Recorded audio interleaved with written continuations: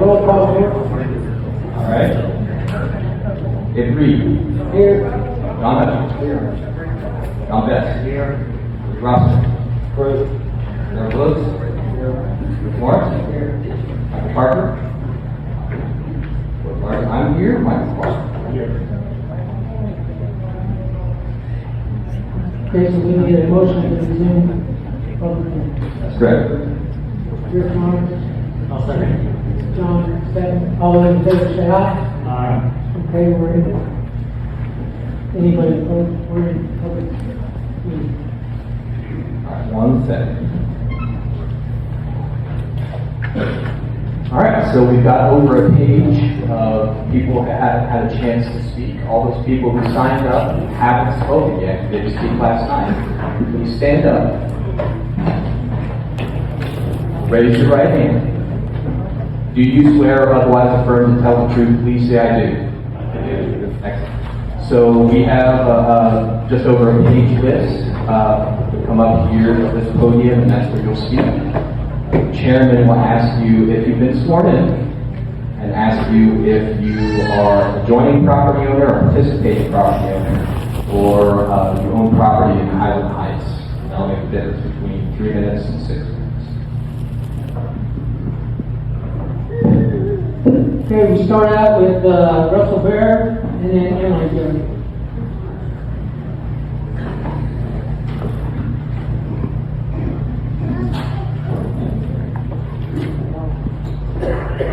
Where we speak at right here. Yes, sir. I just appreciate y'all for giving me an opportunity to speak. You know, I don't know, do I state my name or anything like that? So she has it. My name's Russell Dale Bauer Senior.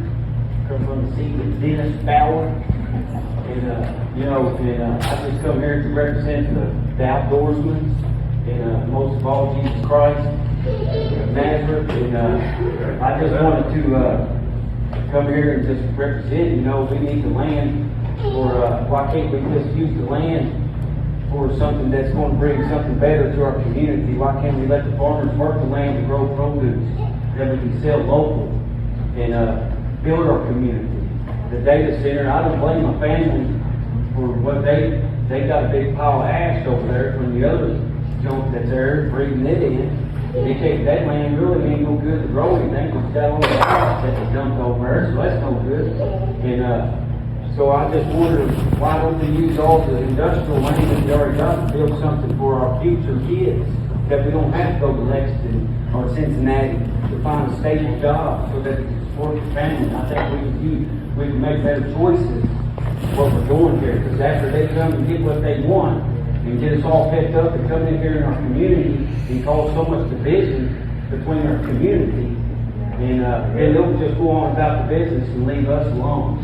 And then here we are with the scars trying to divide our people, you know.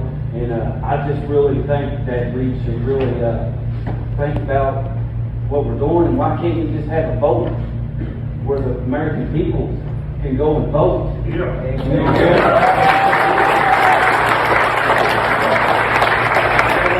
That way we ain't sitting here trying to attack each other. Because at the end of the day, we should be unity in the name of Jesus. We have enough hate out in the world. We need more love. We need more love. And that's what this Bible is good for, is read it. It'll change your life. It did mine. So I just hope that we can all be unified after this and come together in the name of Jesus. And they took my grandmother's land years ago, Pauline Taylor, where they're dumping all that junk. That was my grandmother's land. That my family should be working together, building something. If we could get along, I don't know, but we would have an opportunity to work the land that God had given us. You know, we're not in control. We might think we're in control of something, but everything's a test. And every answer and every choice we make in this life, we will answer for it. By the mighty name of Jesus. He knows all things. It's just a test to see how trustworthy we are, how we treat His people.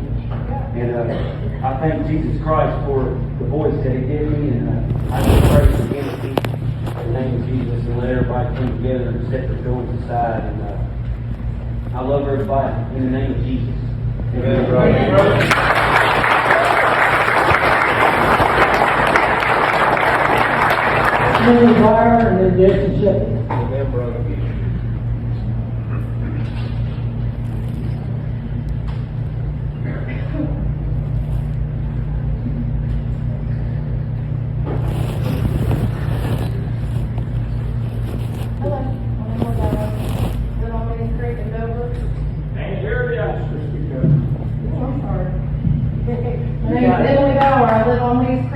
over Kentucky.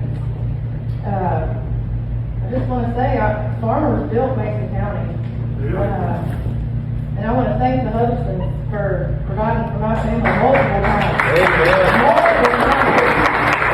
Because of their family and their land, my family has been sustained. And I thank you for that. I do. So how can AI sustain us is a question. True sustainability comes from natural resources. Can you eat AI? Honestly, how are we sustained as a community? I don't care about internet necessarily. I know a lot of businesses function together. I don't care if I have a Facebook or any of that. We lived plenty. I'm an older generation. I lived without all that. But we need food. We need meat. We need clean air. We need clean water. Sustainable resource. So why is prime farmland being purchased? There's plenty of already industrial zoned land. Examples. East Kentucky in the paper mill. There's land right there, right along the river, where you could pump from the river for your water. Right? I'm confused, honestly. Why prime farmland? And honestly, what about the people of Highland Heights? They're not even getting a voice in this, an option. There's people, which I'm thankful for my in-laws, that they get an option to get away from it. What about Highland Heights? They're stuck. They are stuck looking at this daily. How is that not okay? They're taxpayers. They help sustain Mason County. They all work to own their homes.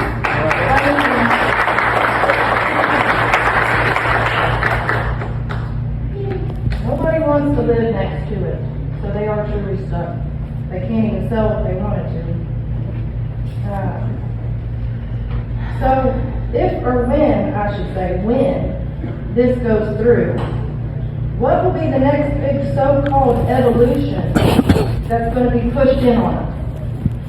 I mean, are we not the bluegrass state of Kentucky? Country, land, tobacco, cattle, farming? Is that not what Kentucky is? Is that not what we're made of? I mean, what's next?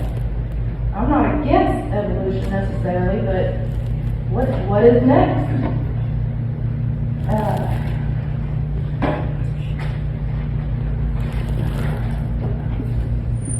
We the people are the opening words of the preamble to the U.S. Constitution.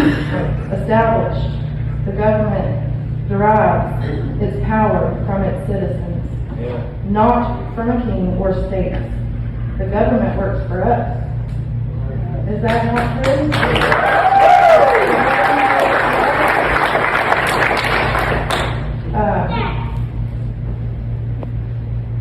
I just want to say, like my husband said, every action has a reaction. And to feel like our opinion or how we feel or what we've all worked very hard to as a community to raise our children and our grandchildren and to leave behind something that is going to sustain them, I just don't feel this is it. How is this it? Or at least consider how everybody is feeling. Let's vote. And Jesus Christ is King. And that's who we answer to. And that's the only person I will ever answer to. That's all we have.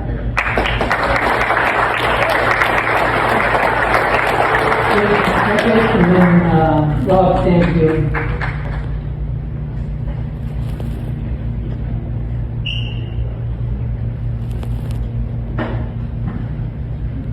Good evening. My name is Jason Shedrick. I live at 6203 Parker Lane in Maywsville, Kentucky. And I've enjoyed being part of the Joint Planning Commission meetings over the past 4.5 years, participating in the process of the comprehensive plan and so forth. But this process has been going on this process has been going on for at least 2 years, if not longer.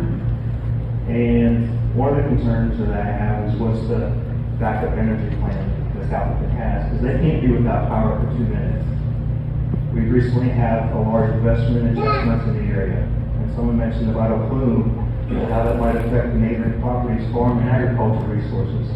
And it was clear through the comprehensive plan process that farmland importance was valued and still is today.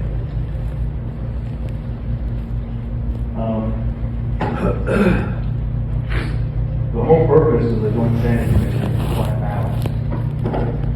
Is there balance based on this location with the interest of the community? Is there a better location that better serves the community from a balance perspective? I understand the need for economic growth from participating in the comprehensive plan process to grow the tax base.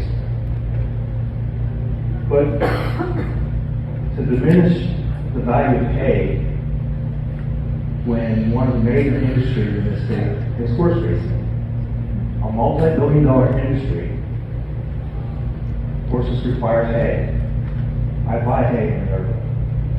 The horse racing industry was founded in this state because of the mineral-rich soils that we have.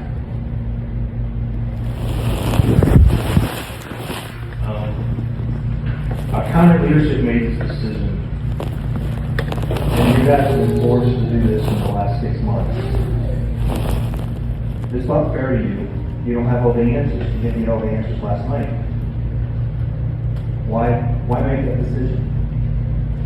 I would challenge you to consider voting no, force the fiscal court to make a decision. They have the final say.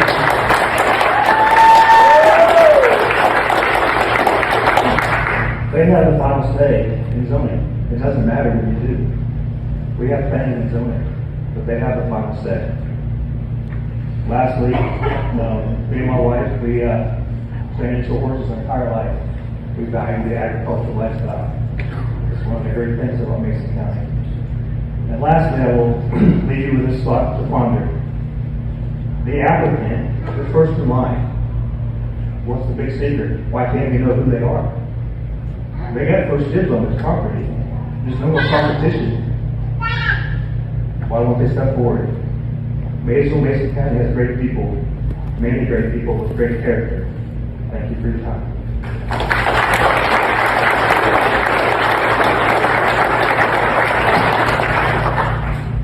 Rob Stanfield and then Anthony Chamberlain.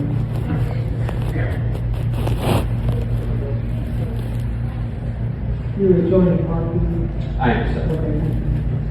My name is Rob Stanfield. I live at 3014 Moyer Road. I am an adjoining property. Mr. Chairman, members of the committee, thank you for allowing me to speak. In reviewing what I have seen of the plan, it appears that I am an edge case in terms of the plan without protection, without the same berm and evergreen protection that's being afforded in other locations. I believe that's my understanding, and it appears, in looking at the pictures that are displayed outside with nice renderings, but there's no rendering from Moyer Road. And so it appears that Moyer hasn't been as considered, perhaps hasn't been as loud voiced, perhaps that's our fault. But I would ask that the same burn and evergreen tree protection be included, and that approval of the process be contingent upon that inclusion. Thank you.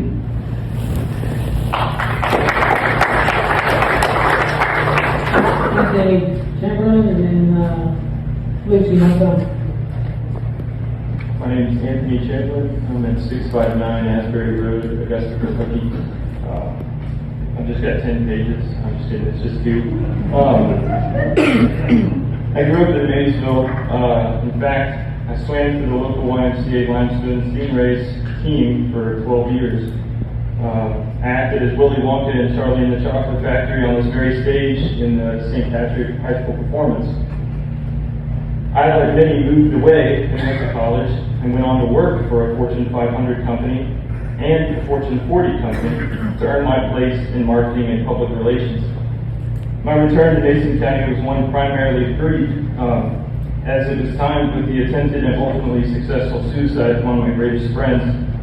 At the same time, I happened to be in communication with the leadership of a global operating and privately owned company, Carlson Software, whose headquarters happens to be located right here in Maysville, Kentucky.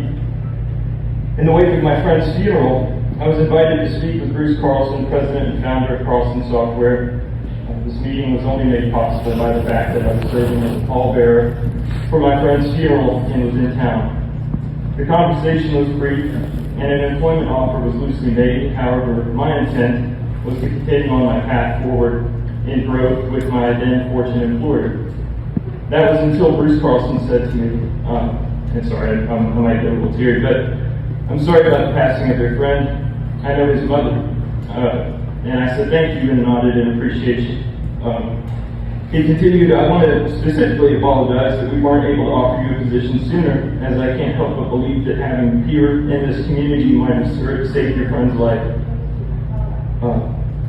That's the character of that type of man.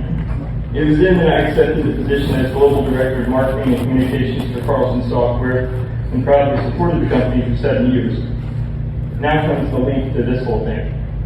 In those 7 years, I witnessed countless zoning hurdles, speed bumps, delays, and the downplay and or ignorance of Bruce Carlson and the company's contributions to this community in historical restoration, both physical and economic development and employment. He built Limestone Park for the public, commissioned the statues of local pioneers, Daniel Boone and Simon Kenton, has invested in businesses like the Park Cafe and Kenton Stories with Spirit downtown. I say all this to hold a comparison of compassion versus commercialization.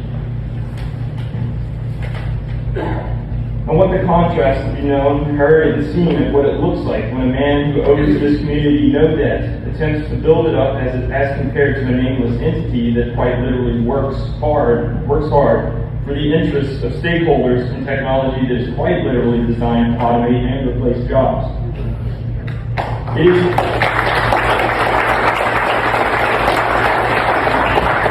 It is the Mason County Judge Executive Owen McNeil who is to thank for my presence and attention here today. It was his reaction, and frankly the reaction of many local officials during the July 15, 2025 Mason County Fiscal Court meeting to ask around basic questions concerning this project.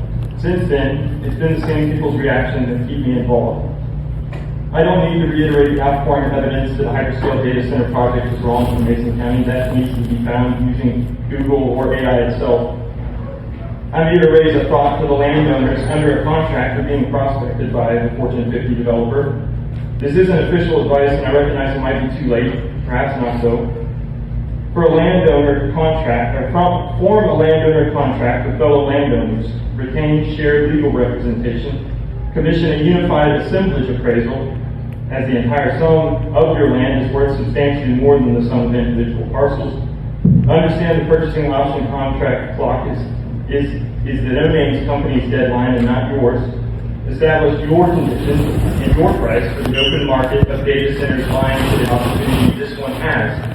Clear with your neighbors in mind. Other areas are getting substantially more for selling the local agricultural soul of their communities.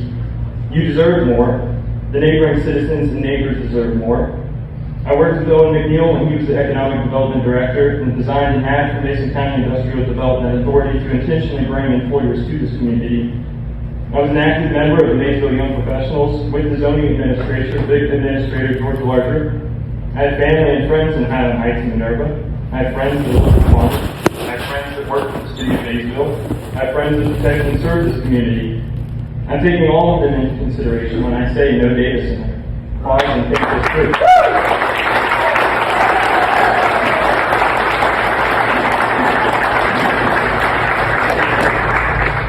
Lucy Montgomery and then Robin Toole. My name is Lucy Montgomery. I live at 848 Middlecrest Circle here in Maysville. I recently sent emails to Judge McNeil and to two of our commissioners. Judge McNeil replied, but did not mention any of my concerns about the effects the data center may have on our health. Mr. O'Hearn replied, quote, "There will be no health concerns for people around the data center or even miles from the data center. It is a metal building with computer equipment inside of it, such as servers and etc. They do not cause health issues. This is a fact," unquote. Has any research been done to find out what possible illnesses could be caused by a data center? When EKP put in scrubbers for the first time in my life, I saw green moss grow in a full sun flower bed. My understanding is the scrubbers put out moisture. The Ohio Valley is one of the worst places for histoplasmosis, bronchitis, asthma, and other respiratory diseases. What will all added moisture do to people's health? I read an article from the Hill that said, quote, "A report compiled by Community and Environmental Service founder and president Richard Klein has been working development-related concerns for 40 years. Air pollution risk comes from data centers emitting nitrogen dioxide and highly inhalable particles that can cause harm to people's lungs. According to the National Institute of Health, the particles cause between 100,000 and 200,000 deaths each year. If a data center loses their power and they have to rely on emergency diesel backup generators, they are particularly strong polluters. Klein recommends that states require public health assessments for neighboring communities before a new complex is built." End quote. With all the non-disclosures that have been signed, I would like to close with a quote from the last part of Abraham Lincoln's Gettysburg Address, that this nation under God shall have a new birth of freedom, and the government of the people, by the people, for the people, shall not perish from this earth. Thank you.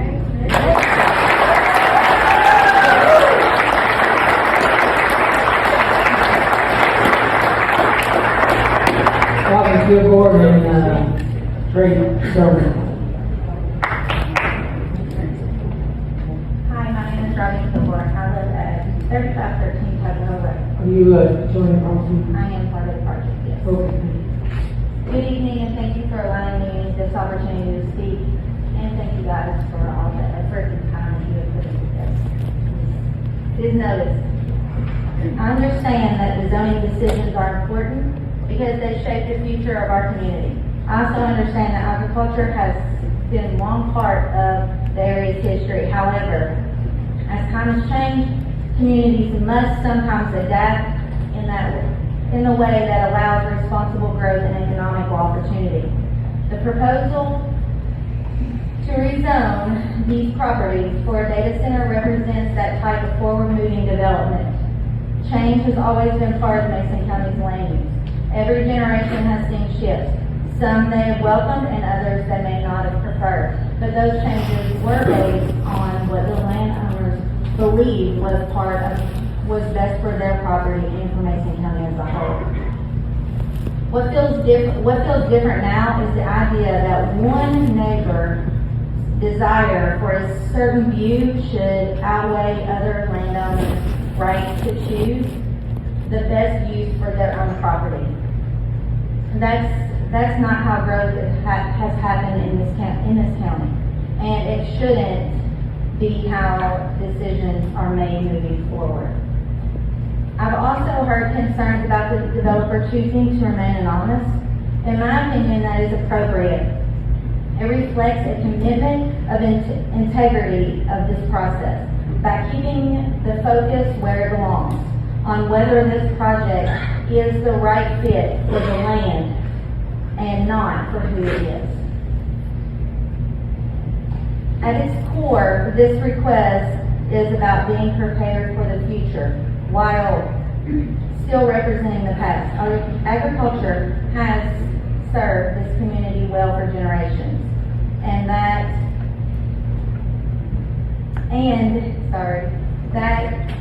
deserves, and that does deserve respect. But we also have the opportunity in front of us, one that could bring new investments, job opportunities, and long-term economic stability for Mason County. That is something our community deserves. So I respectfully ask you to vote yes on this map amendment. Let's welcome this opportunity, invite this company to Mason County, and build a strong partnership for the future. Thank you for your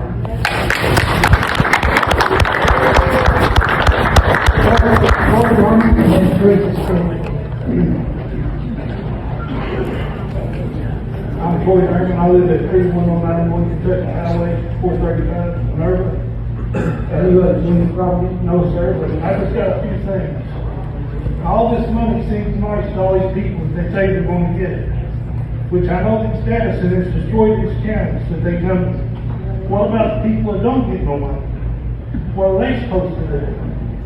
Are we going to live with this pollution and noise? And I mean, that's all I really got to say. I mean, that's the only dollar I got in this fight. Why do we have to suffer less than a few others right off in the sunset, happening free? Because I don't make that much money. I mean, so what are we supposed to do? That's all I got to say. And Jim Lowry.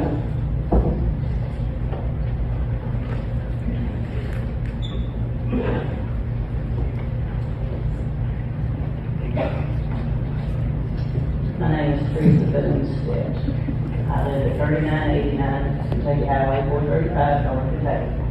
Which actually I live in the Minerva community. I own a farm on the south side of Minerva. It's a 5-generation farm. I'm the 2nd generation. I plan on handing it down to the 3rd generation. I've lived there all my life. Minerva, Valley Pike, about the whole community. I've lived in the whole area. Last night, some of the comments that were made, I feel especially sorry for those people in Highland Heights and the trailer park and those that are on the border of this monster. And for those of you that maybe haven't really looked at the map, the amended map closely, the buildings on that map are 16 and a half acres. 5 of those are 16 and a half acres they cover. One of them is 17 and a half acres.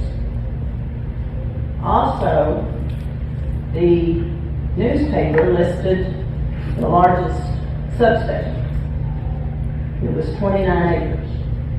They didn't mention the other substations.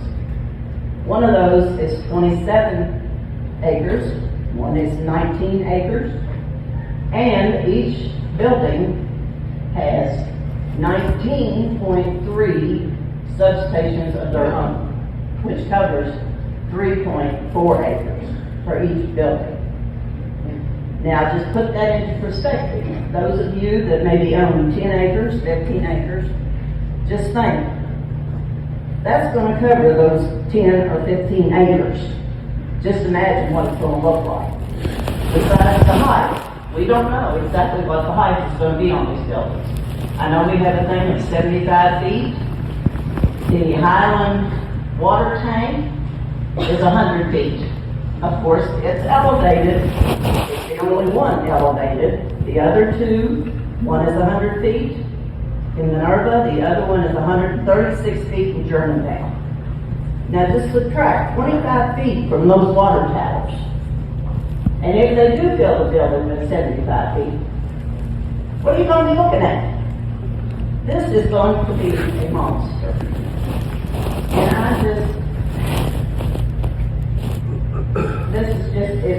I'm against the data center, especially for the farmland. I can't understand them wanting all this farmland. Like for it to be on industrial or even property that has been sitting for a while. And we know there's some properties that are just sitting. So I ask you all to just take a breath, slow down. Let's think about what everybody has stated and talked about these last 2 nights. Just think about it. Give it a little time for us to even comprehend this. It was just sprung on us. I know it was in the works for 2 years, but some of us didn't hear about it until July of last year. And that wouldn't have been if it hadn't been a leak from some farmer that had heard of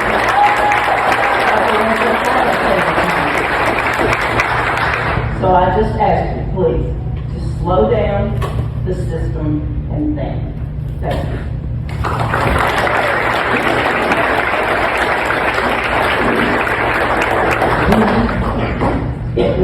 Jim Riley and Rick Ross.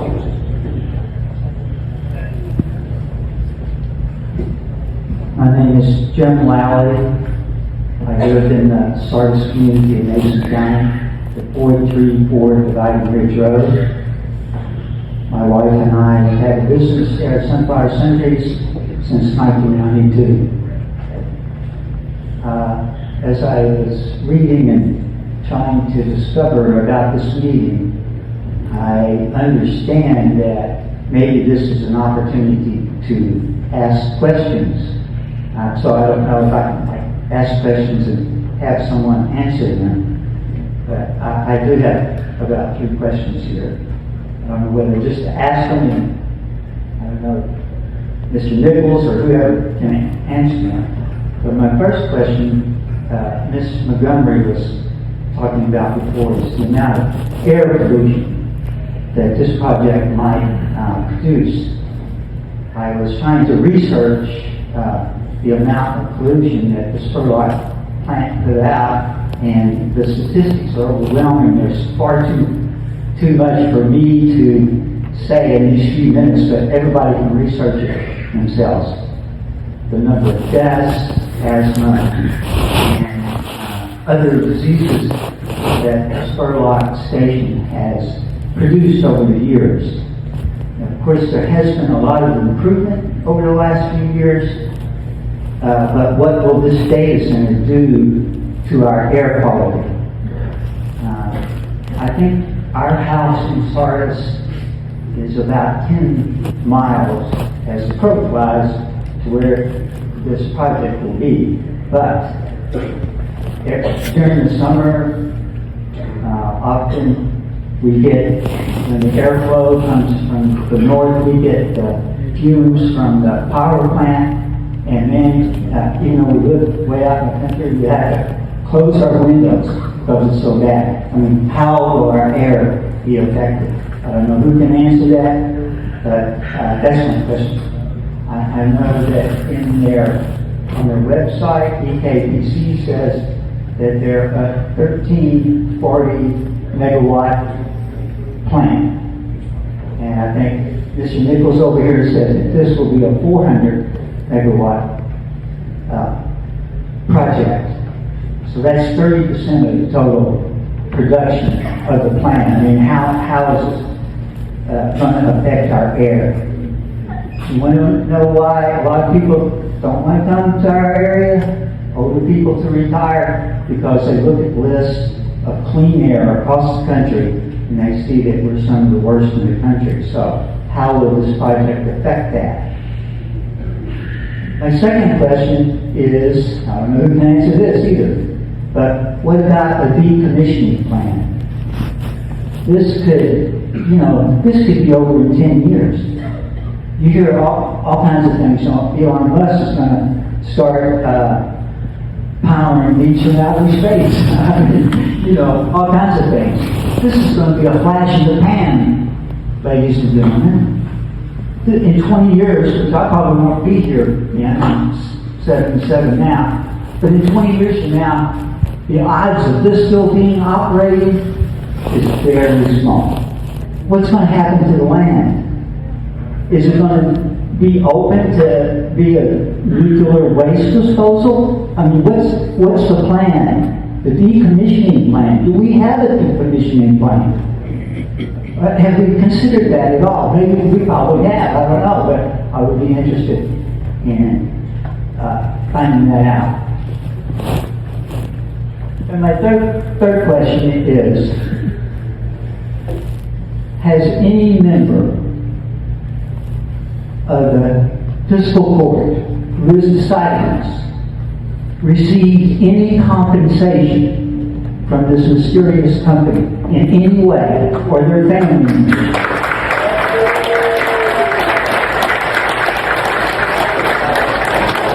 If they have, I don't know if that's illegal, but they should certainly excuse themselves from voting on this because they will have a conflict of interest.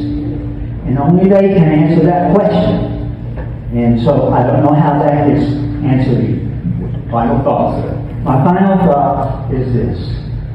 Reed County, Oldham County, Mercer County, Simpson County.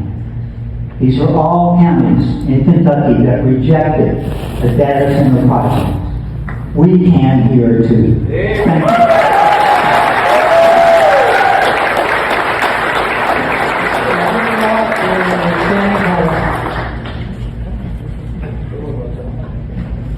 Hello, I'm Rick Ross, and I live at 684 Bluegrass Road.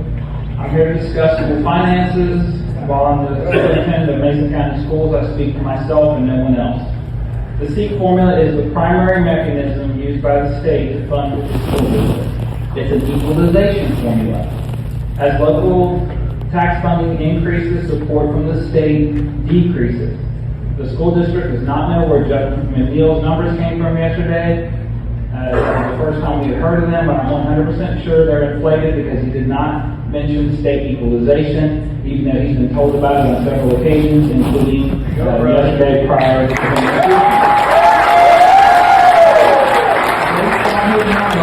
$11.4 million increase in school property and tangible taxes, again unverified, will become a hold harmless district, meaning our state support will be at the lowest level allowed by law. We would lose Tier 1 funding, $1.1 million, which provides state funding dollars to school districts that levy local taxes above the mandatory minimum. Taking his numbers as fact, which I do not, his estimate would already be reduced by $5.5 million reduction in SEEK, but there are other factors to consider. Number one, there was no mention of pilot payments. Pretending this won't be a part of this project is disingenuous. Number two, no discussion of other tax breaks on tangible property. Under Kentucky law, the most valuable part of the data center, the server, is explicitly exempt from school taxes to encourage technology investment. Number three, there's a 100% chance that the property owners near this will see a huge decline in assessment and lower property values, which will result in lower property revenue for the school district. Number four, families will leave that part of the county, just as I did when the solar barons wanted to surround our home in Maywsville. I considered relocating to another part of Mason County, and thank God we didn't. We could have landed right next to a data center from the solar issue. The fact is, no one, including myself, knows the exact numbers of this proposed project. I'm concerned this fact has not been acknowledged, and facts that don't match narrative are just left out. Now, it does appear that the utility tax will generate a large amount of revenue for our schools. While our schools could certainly benefit, we have to measure the gain versus what is lost. The community will never be the same for reasons that have been expressed over and over during this hearing. I cannot support this project, which will devastate so many. You can find no solar or data center executives who choose to live next to these hellscapes.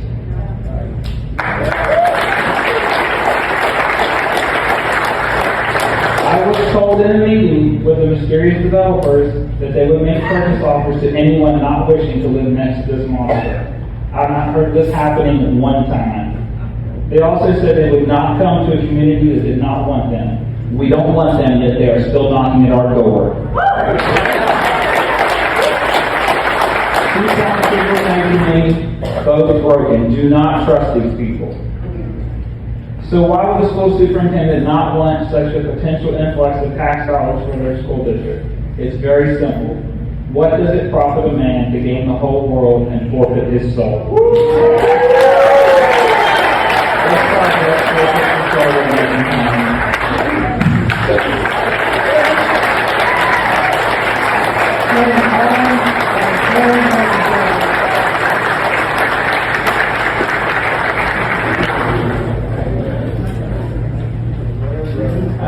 Collins, 230 West Second.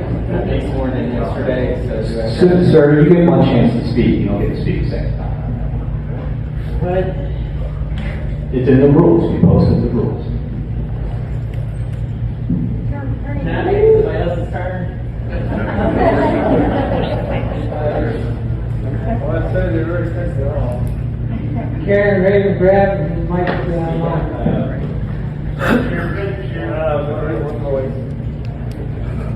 It's going to create a big bomb on our community. Sir, please sit down. Please sit down. We're going to have a bomb in our backyard.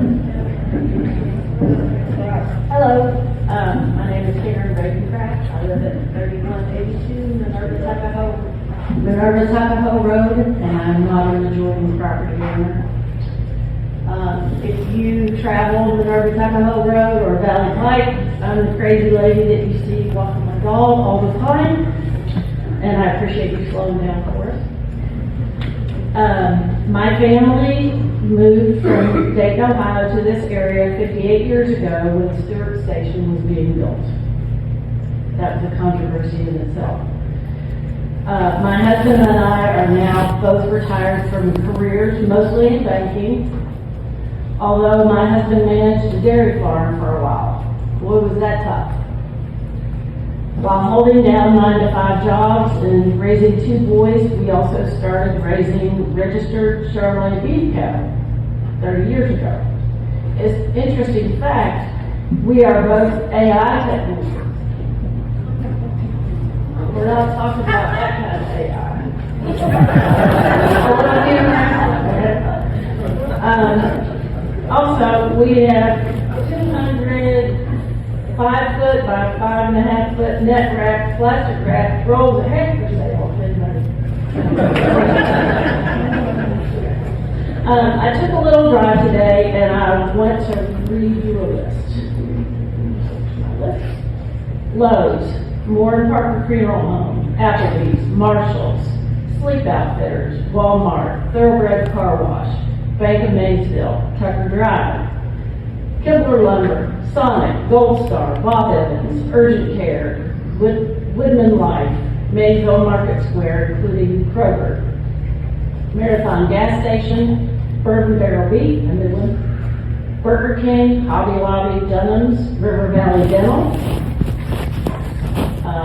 Tractor Supply, Tumbleweed, Hampton Inn, Hardee's, Wendy's, Rural King Shopping Center, Speedway, Mi Camino, Starbucks, McFarland Chevrolet, Crosspoint Community Church, Maysville Fire Department, Meadowview Regional Medical Center, and all of the medical offices nearby. Tim Short Auto Dealer, Good 360, PPI, D&H Wholesale, Kenton Point Assisted Living Facility, Hospice of Hope, Mayville Pediatric Dental, Sutton Landing, T&F, Science, okay, Clyde Barber Parkway, Stover Drive, Mitsubishi. These are some of the businesses along the 3.8-mile stretch of the AA highway from Maple Leaf Road to just outside of the Clyde Barber Parkway. All of that land was once farmland. I remember when Kenton Station Golf Course was out in the middle of nowhere and on a very curvy 2-lane road. I've attended many meetings, visited 2 data centers in northern Ohio, and have done my share of research on hyperscale data centers. I don't know who the developer is, but I believe in them. You don't become a Fortune 50 tech company without exceptional management, hard work, responsible decisions, and dedication. I believe that they are doing their very best to cite a highly efficient, state-of-the-art data center in an area that affects the fewest number of people possible. They have offered more than once. They have offered more than once to work with people who just don't think they can live where they're currently living. Also, we know EKP has been an incredible community partner for years. I refuse to believe that they would be in favor of a project that is detrimental to our community. Mostly, I believe the tax benefits for this project are astronomical, and the ripple effect and the positive impact on our community would be substantial, to say the least. Mason County would still have plenty of land for farming, hunting, wildlife, hiking, biking, and Sunday drives through our beautiful county. I'm asking you to vote for the requested zoning changes to allow this project to move forward. I believe this is an incredible, perhaps once-in-a-lifetime opportunity for our community. Thank you.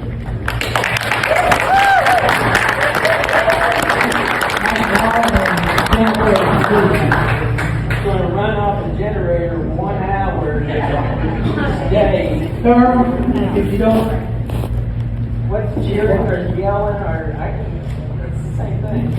no, it's not the same. No, I'll ask the gentleman to escort you out if not. There's no law here tonight, I don't think. My name is Mike Collier. I live at 3182 Big Pond Road. Are you joining the property owner? I'm part of my reluctantly participating. Okay. Thank you. I and my family did sign a contract to sell for this project.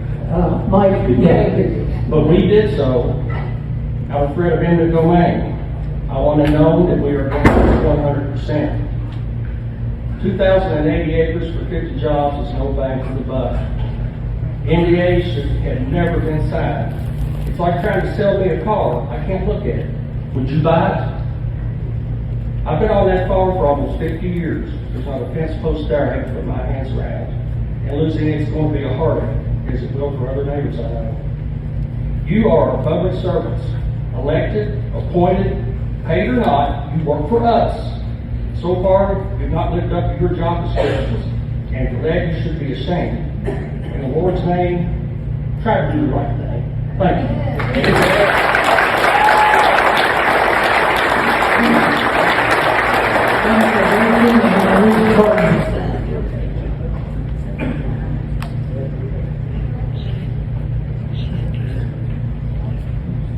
My name is Jennifer Gleason. I live in Sardis. I'm not a property owner or adjoining property. Anything that needs to come in secrecy is not good. Anything that has to hide their intentions is not good. If people wanted them here, there would be a whole crowd here cheering you on. There's only so much farmland to go around. There's plenty of places to look for a data center to be placed. This is not the place. We don't want it. Those who do want it is fueled by greed.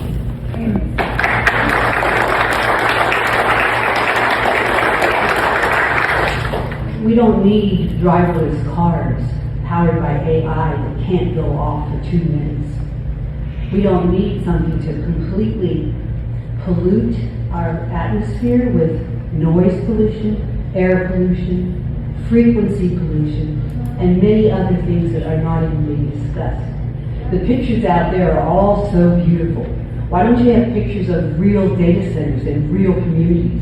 Why don't you show what really it looks like? Let's stop painting this fine picture.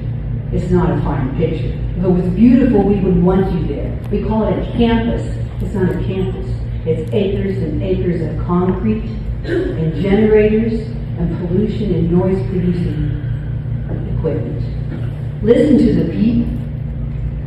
Listen to the people and know what is the right thing to do.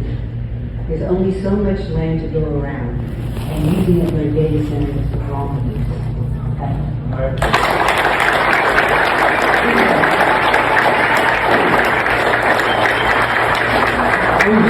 And then, Sydney Everson.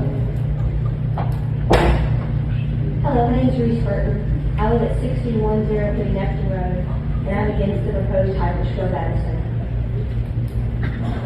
I wrote this poem called Burial Around Here. They're burying the land and they're burying the will of the people. The land is alive and it is producing fruit, nurturing generations of animals and families. Is a home still a home when you take away our freedom to roam? You're taking away nature's lungs and asking it to breathe. And you're also doing this to me. You're making us an artificial heart and we are here to grieve. You and me are told to shut up as they do what they please. We are dehumanized and our land is being unalived. They are murdering the land that we have nurtured. They're treating us like peasants, and they're driving us to our graves. The chemicals from data centers are known to cause miscarriages and cancer. They're burying the land. It will be covered in concrete. They smile as they take away the land and evade me who I am. They've bribed us and they've sold us out. The condoned rape of the land is not what I stand for, and it's not what we asked for. They've stripped the fabric of our identity all in the name of supposed economic growth. People pleasers. Maysville will no longer be known for the beauty of the land. We will just be known for how we got scammed. If you let this go through, Mason County will no longer be known for the beauty of our land, and we will have to tell our kids the story of a land that no longer exists. They're taking our land without consensus. They don't want any consequences.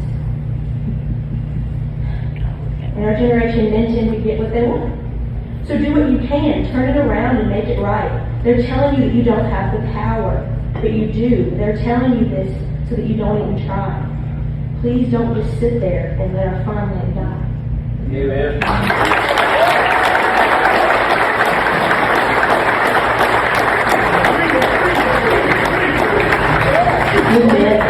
At this time, You have 3 minutes. and then Derek Butler. 11,000 workers on the clog our tourism. Hi, my name is Sydney Helpenstein. I appreciate the opportunity to come up here and speak.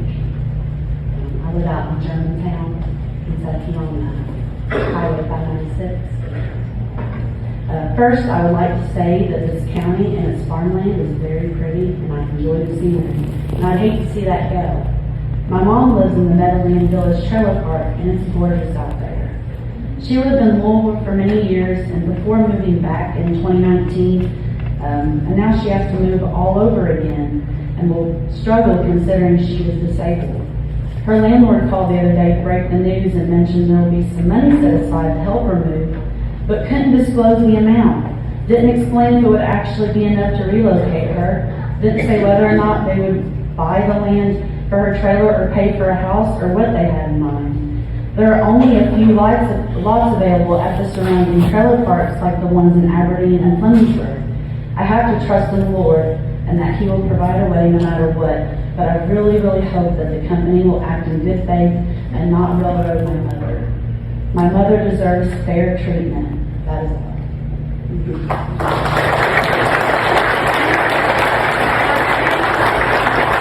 Derek Butler and then Max Moran.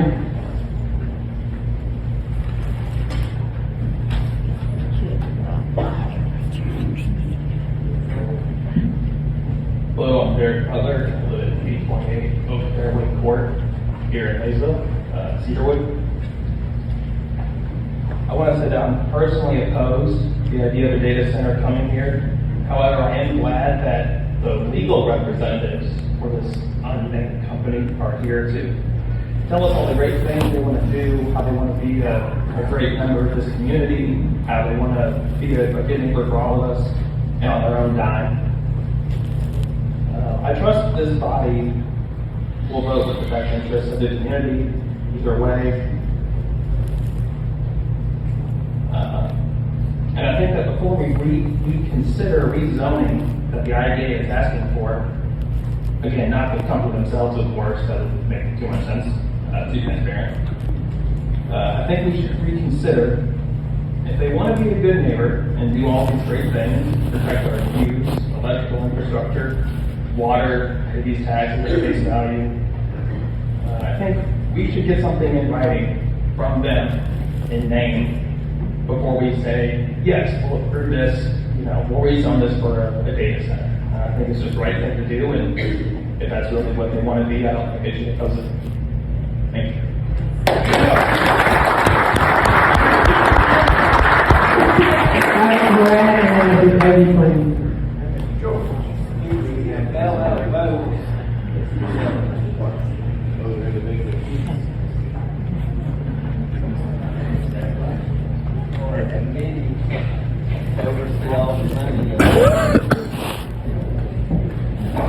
Good evening. My name is Max Moran. I live in Germantown, down 596. I'm not an adjacent property owner, but you guys already know all about me. Everyone in this room, people who's here before you now, to tell you how they feel. I know there's been a long time, like with the comprehensive plan. I was told not many people showed up to you guys' meetings. We got them here now for you. The community is here to tell you how they feel. I've spent the day trying to come up with what I was going to say. I made notes on my phone. I listened to what my mother said, write down ideas, wrote them down on my phone. Nothing I came up with would fit in 3 minutes, so I'm going to freelance this, give you guys some more information, and also explain better my opinion that I had from July 15, 2025. And before I start, I want to thank County Judge Owen McNeil. Is in less than a year's time, he's given me a reason to do way more stuff in my life than I've ever expected to do. I have gone through organized people. I have met with state representatives, state senators, even had an invitation to go to Washington, D.C. to speak about this. Unfortunately, I could not because Congress changed the rules. But to dive in here, the very first thing I want to talk about, and the company can say whatever they please, they're in business, it makes sense. In the state of Ohio, just across the river, and I hope you zoning board members have seen this, right across the river, our neighbors, Brown and Adams County, having the same exact discussions like we're having tonight. Gigawatts of electricity is what's being discussed. Not megawatts, not kilowatts, gigawatts. Almost to the point that we're approaching terawatts. Hasn't got there yet, but it is. I know you guys can't see this map, but it's the state of Ohio. I have a friend in Mount Orab, Ohio. Right now, and these are hyperscale, not normal data centers, hyperscale, needing all that energy, all the land. Based on this map, 55 are proposed in Ohio right now. Thousands upon thousands of acres, gigawatts, water, everything you can think of that we're trying to tell you. So that's one thing. The second thing that I want to tell you actually comes about Stantec themselves, the only other company on the application. Interestingly enough, when it comes to Stantec, on the last day of the year, 12/31/25, there was an agreement entered by BlackRock. If you don't know who BlackRock is, they control $10 trillion worth of assets. Their only competition is the United States federal government. BlackRock now owns, and it was certified January 26th of this year. Conveniently enough, when we were having these discussions, they own 5.03% of Stantec. Well, ain't that convenient? Because the interesting fact that you all need to know before you make a decision, BlackRock is currently buying out AES Power right across the river for $33 billion. Now, why is that important? Interestingly enough, AES Power bought out DP&L. So what that means, one of the biggest corporations on the planet would just be down the river. And interestingly enough, too, this Spurlock power plant also feeds that substation down there. And I hope and I pray the members of EKP, the board members, don't get the big dollar signs in their eyes. Because they will eventually ask them, we want to buy you out. The problem is BlackRock is native money. They don't care. 33 billion, 50 billion, 100 billion. They'll end up with it. They've been buying companies like this across the United States. The treasurer of Indiana is attempting to block that. And the reason I bring that up is because this isn't a simple gesture of business or progress or growth or economic whatever. There are national and global players looking at us. And they're looking at all the communities across the nation just like us. Like what you heard a little bit ago about the counties in this state. Like what I mentioned about the counties in Ohio. They're not going in major metro areas. Major metro areas don't want them. They want to go into places just like ours because they know government officials will do whatever they say. They're the solution, the golden goose.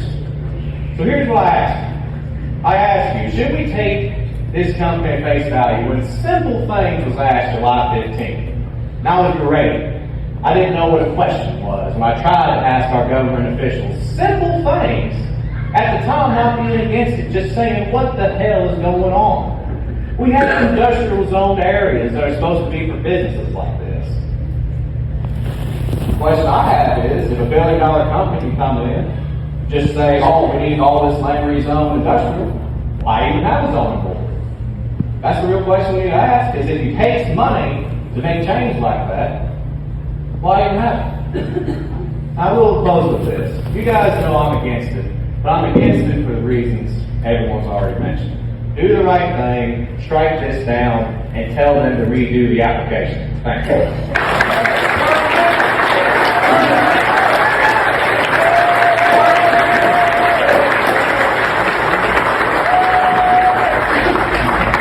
Thank you, Craig, and then Nathan, Bernard.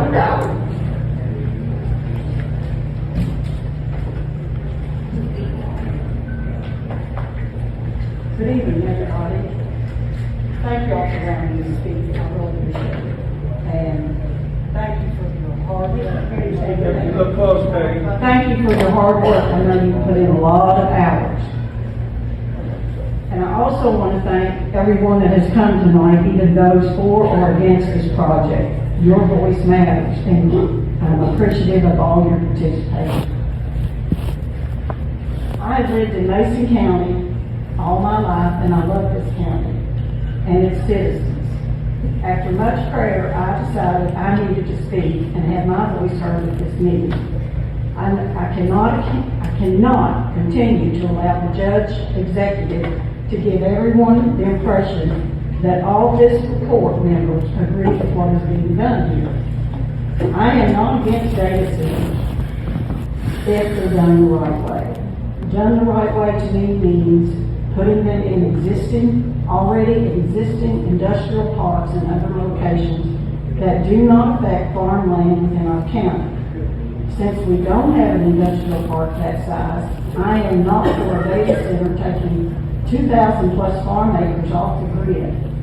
I did vote for a data center ordinance, but that doesn't mean I have come around to accepting a data center as some seem to think. The county should have a data center ordinance just like we have a dog ordinance or any other ordinance. After listening to this Fortune 50 company lawyer, I am ashamed to think this was presented to our IDA and it was not even considered that citizens have a right to know what is happening. This gives us a bad look to our officials, and I don't want that. I'm a county aid commissioner, and it is my job to do what the majority of citizens want. I had a conversation with the judge more than 18 months ago concerning land being bought off Tuckahoe Road. I was brushed off. 6 months after my conversation, the judge asked me to sign an NDA concerning the Tuckahoe land deal. I said no. He asked me again a few days later, and I said no again. It is important for me not to sign an NDA because that limits to me what citizens can be taught. I believe citizens have a right to know what is going on in regard to what affects them in the county. Prior to that time, I had already talked with many of the landowners who had been threatened by words like eminent domain if they didn't say it. Some were even crying, telling me their story. I did not and do not want my name associated with this kind of bullying when business deals are discussed. I also think that the owners who made the deals, were they treated fairly? After talking to some of them, I think not. With a project of this magnitude, a fair and trusted company should have been willing to make the same deal to all landowners. Do you think the people who signed contracts early would have sold out if they knew all these facts? I understand in the initial negotiations of the deal, information has to be limited. But we now are at a point where we should be informed about this because it does affect all of us who live in this county.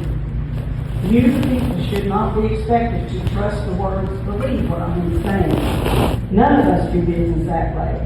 That's like going to a bank for a loan and say, believe me, I'll pay it back. The bank doesn't operate that way, and we shouldn't either. It doesn't work that way. How can a discussion of this magnitude be made without all the facts? We deserve better, and we deserve answers to our questions. All we are being told is trust us. I am disappointed and ashamed that we tolerate a lawyer from the company that comes into our county to do business, to get up and brush off questions smugly as if it didn't matter. This is a guy who represents the face of a company we are supposed to be accepting. That is a slap in the face of the opposing lawyer who is asking questions and to the drug planning commission. That is a red light to me, and we need to be very, very careful. Where is this man's big integrity? If I didn't know better, I would think he knew the outcome of these meetings before they began. Thankfully, we have men of integrity sitting on this commission. Mason County has a right to know what to expect. If this Fortune 50 company wants to be a good neighbor, partner with Mason County, then honesty is how we enforce the good neighbor policy. Using the excuse the company doesn't want competitors to know what they are doing, to me, would be a negotiating tool for the county to use for a better deal. Was that done? We were told we would get answers from the company when this math amendment ordeal began. A few pictures and a smuggled lawyer is not the answers we need or want. We still do not know the company name, we do not know any true job numbers, and we do not know any definite salary. The time is now for answers. I am also very, very concerned with the ones who would have to relocate. This is a stressful situation for them through no fault of their own. I have no problem with anyone selling their land. Everyone has a right to do with their land as they see fit. But does that mean that planning and zoning should go against the county's comprehensive plan that says preserve farmland? Which, by the way, took 2 years to put together. I am asking you for a moratorium of 6 months for everyone to take a breather. I cannot express how important information is needed from this company and county officials before a decision of this magnitude is made. Please think about what is best for our county and all our citizens.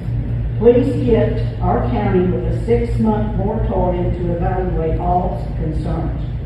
Think what 6 months could do for everyone's peace of mind. I do not believe a data center is a good fit at this time for Mason County, especially with this company. Not to say it won't be in the future. Thank you for your time. God bless America and Mason County.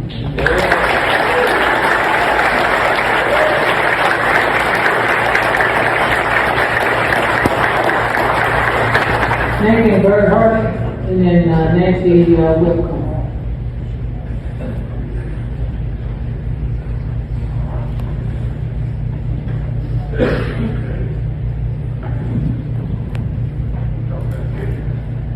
Good evening. My name is Nathan Gerhardt.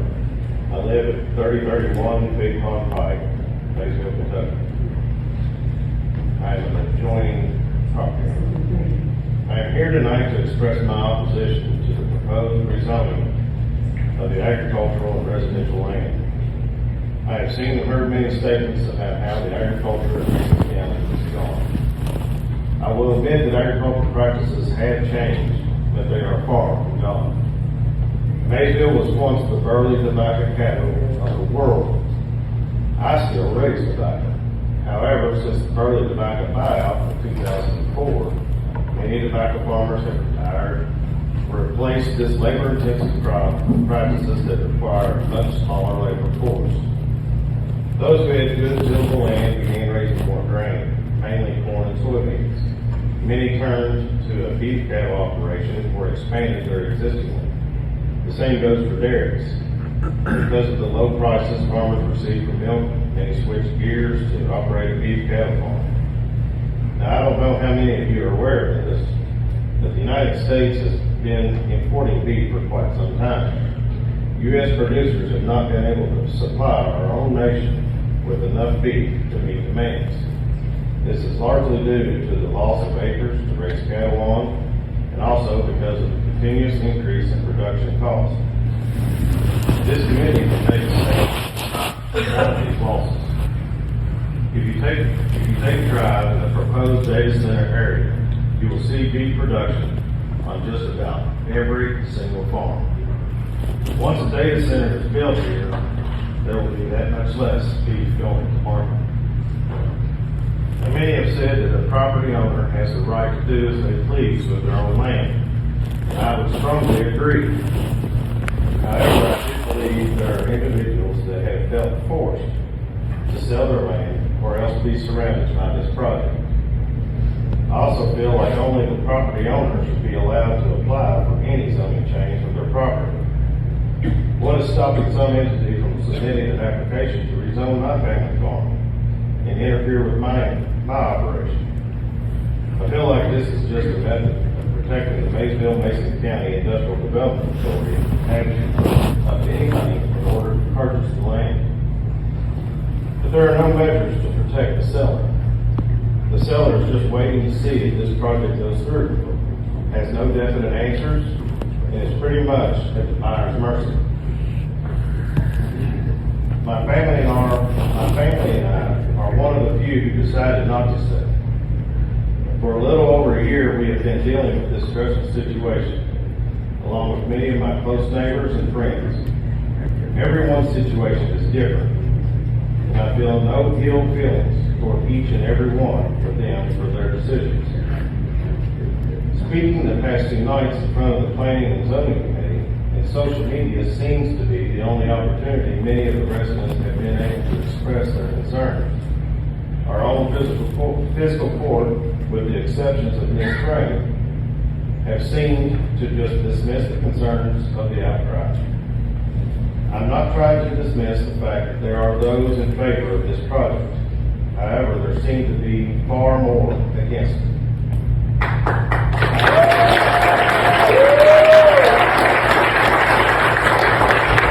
I am concerned that even if this committee denies the rezoning application, I fear it will just be overruled by our county fiscal court. This makes me wonder where the checks and balances are in our local government, and how can those in office be held accountable for dictating anything they want? I believe that too many have been bullied into this deal by either the IDA or by the PB. Thank you for allowing me to speak to you, and I pray that you will vote to protect this very strong agricultural community.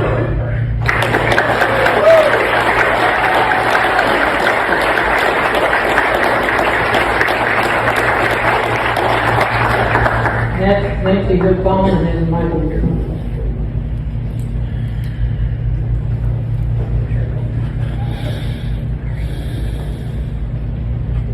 My name is Nancy Whitcomb. I live on Walton Pike in Mason County. Thank you for allowing us the opportunity to speak. I was raised in Mason County. We lived a quiet farm life. Pretty much kept ourselves, raised tobacco, had dairy cattle. We worked hard. Playtime was the best because you had the open outdoors. We were surrounded by the kind of beauty that people only dream about. I watched cattle graze lush green fields, watched shooting stars at night, breathed in the sweet smell of curing hay at night, and went to sleep to the sound of strange owls, tree frogs, and bullfrogs. I still love and have a deep appreciation for those things. That's why, after many years away, I moved back home to Mason County. I miss my home and family, the farm, seeing the stars, because I lived not in town, but near town. And there was light pollution around the skyline. You could see directly above you if you were lucky enough to catch a shooting star. But you couldn't see the lights drowned out the skyline and those stars. I miss smelling the country air and miss the sounds of nature at night. Now Mason County is at risk of losing the very thing that many of its citizens love. I have a couple examples I want to share of things that I hope will be considered and that we can learn from. The county I lived in as an adult had plenty of money, business and development. One of the richest in the state. There was one business in particular that had a big environmental impact, but didn't provide very many jobs for the community, just a few. Due to the quantity of large trucks that came in and out of this business, the roads became damaged. Think of that in terms of construction. There were heavy vehicles on rural roads that were not made to handle industrial traffic. And the smell that the business released was horrendous. The business was fined multiple times for violation, but they were there, they were an established business. The business's lawyer said they were a good neighbor. The neighbors, the citizens, said otherwise. The county didn't have the power to do anything to them. Citizens had to call Frankfurt to and beg officials, beg them to check on it. The soil was contaminated with literally tons and tons and tons, thousands and thousands of pounds of hazardous material that is still buried in the ground in that county. Even after the business closed. The sound of heavy industrial machinery during the day and night was a nuisance. The smells kept people awake at night. Fine dust was in the air and covered the roads, plants, and people's vehicles. Citizens reported having issues breathing. During one of the town meetings, we were told that a previous judge executive for the county had made a handshake deal with the company before he retired and moved out of state. I'm not implying that happened here, I'm just relaying.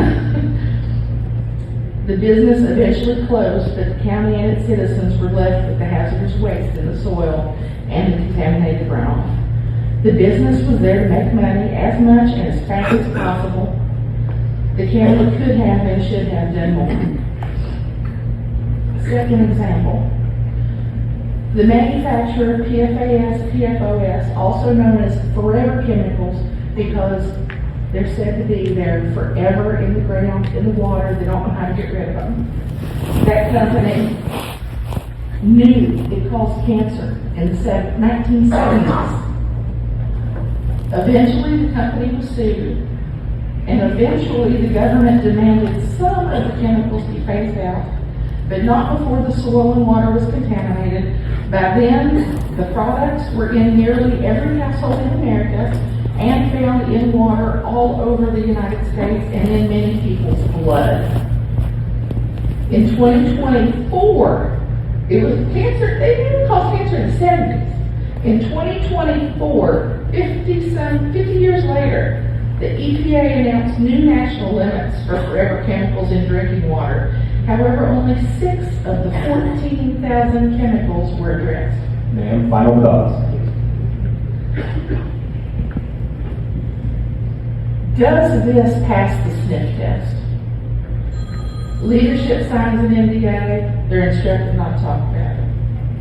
Landowners sign an NDA, they're instructed not to talk about it. And share notes. How is this legal in the U.S.? Once the business owns the land, their plan can change. They own it. They can expand. They can do more.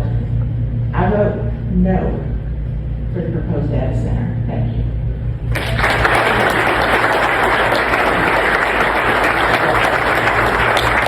Michael William, and then Laura Ryan.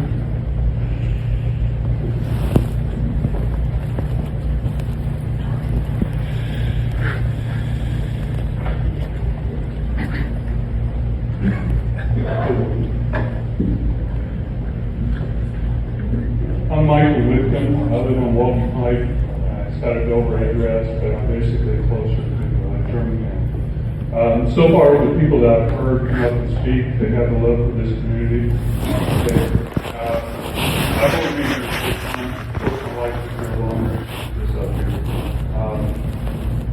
The short time I've been in this community, I realize that the people in the community that are having a hard time living, just to pay the bills, the utility bills, electric bill, the gas bill, and I understand that. So we had a gentleman up here a little bit earlier, you know, he just said, hey, you know, he's just trying to make it and trying to live a happy life, you know.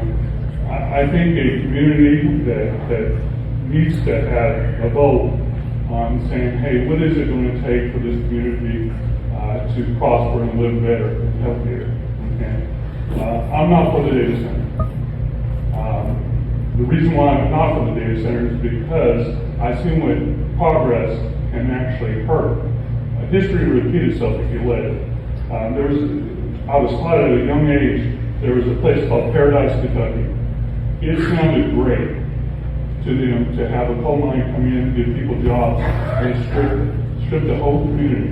Okay? Once they were done, they were done. When this company comes in and buys all the property, they have it for life.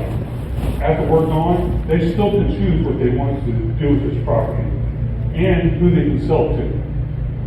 Just because it says it'll be a done deal doesn't mean later on that deal's not going to change whoever they sell to. I'm not for this. I don't think this community is for this, and you know this.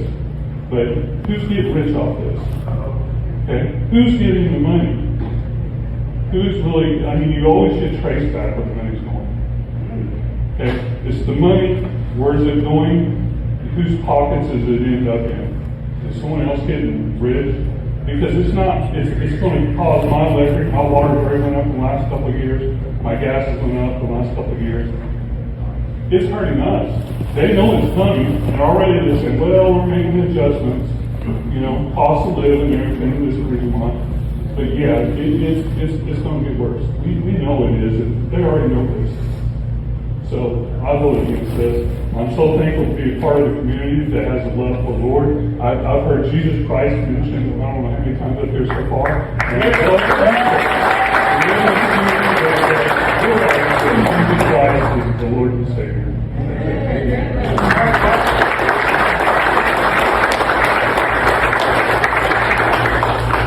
Gordon Moran and Brad Dean.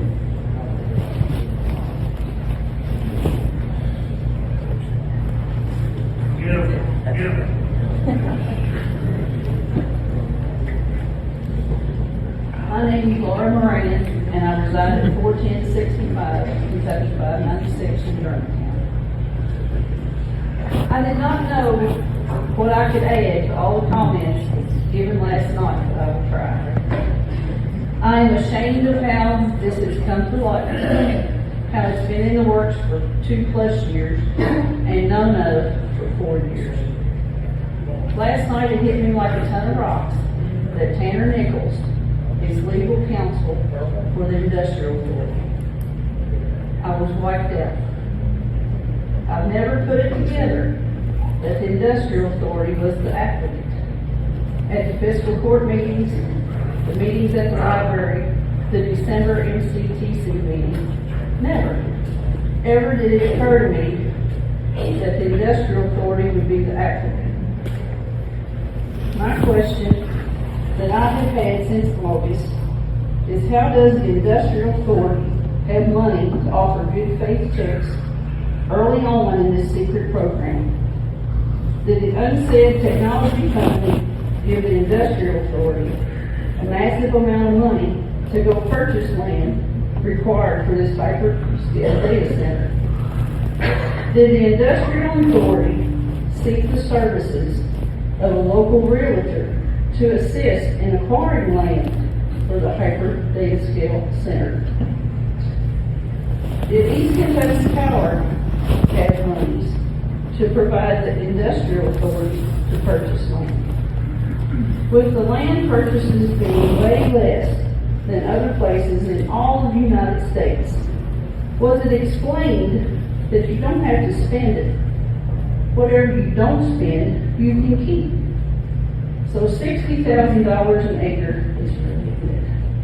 but $60,000 an acre is way lower than other places in the United States.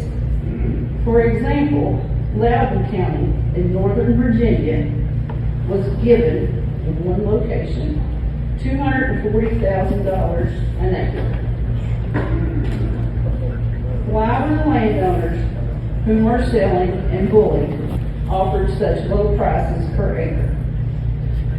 On a website, InsideNova.com, the date March 23rd of this year, $4.4 million per acre was given to a 130-acre site for 6 data centers to be built off of Blacksburg Road and Ashburn Village Boulevard in Virginia. This is known as the data center alley that we've heard of. So, let's skip to another idea.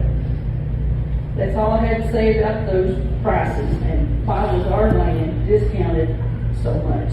We're so done. Community benefits in this application is lacking to near nothing. And if it is not written down, it does not exist. This board needs to turn down this application until this secret company or the industrial authority can come together and take care of all of us. Thank you.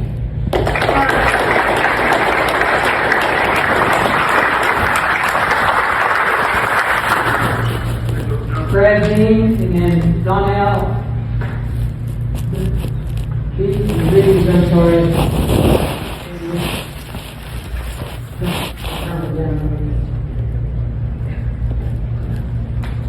My name is Brad Dean. I own a farm out on Stone Lake Road. And when I first heard about this, I was willing to at least listen. Didn't see what's going on. I didn't find out till really late in the game. And as time goes on, the more I learn about data centers, the more I realize it's not good. You can read a different article every day to realize the cons outweigh the pros for data centers and communities. Over the years in the United States, there's been several good examples of bad situations as far as the environment goes. Flint, Michigan, the whole water crisis issue, that mainly affected the impoverished people that couldn't get out of it. Fortunately, the rich people can move on, move somewhere else. It doesn't affect them. East Palestine, Ohio, the train wreck that dumped all these chemicals in this small town. They're still cleaning up from that. It's not cleaned up all the way.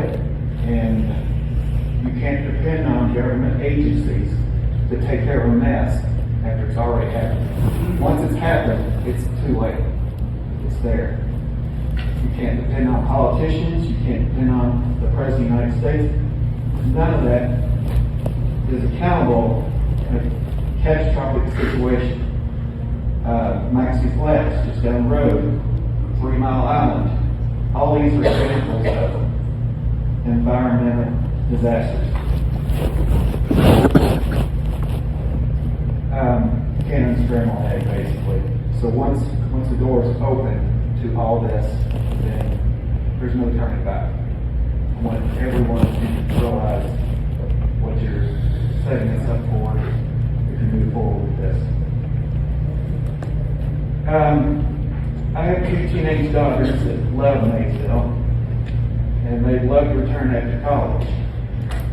I would like to hope that they have a good place to return to, and that means a good, clean environment. And we've traveled on all kinds of different vacations, and the funny thing about it is they always are looking forward to come back home every vacation. They love Maysville, and I feel like I haven't done my part if I don't stand up for what's right for Mason County. The hospital local hospital here needs attention, as it's been noticed lately, and you're not going to attract talented healthcare workers to this area in a questionable environment. If doctors know that data centers pollutes bad for an area, why would a doctor move in this area? You're not going to get the prize talent. So you can bet a hospital, if it's bad now, it's not going to get any better, for sure. Cancer rates are already high in this area. Everybody knows that. We need a moratorium so the community is adequately represented. We need to put a pause on this whole thing. Step back, take a breath, and realize what we're doing before we do it. There's no clear financial benefits to the community. Everything's been vague. Make it clear, solid numbers on how this financially, positively impacts all the citizens. Why let the financial benefits of a few override the benefits of the community as a whole? And that's the way it's looking at this point. And also, why would we put a target on our backs as a community? Enemies to the U.S. will definitely strike this data center during the war. It's going to happen. That's going to happen. Why would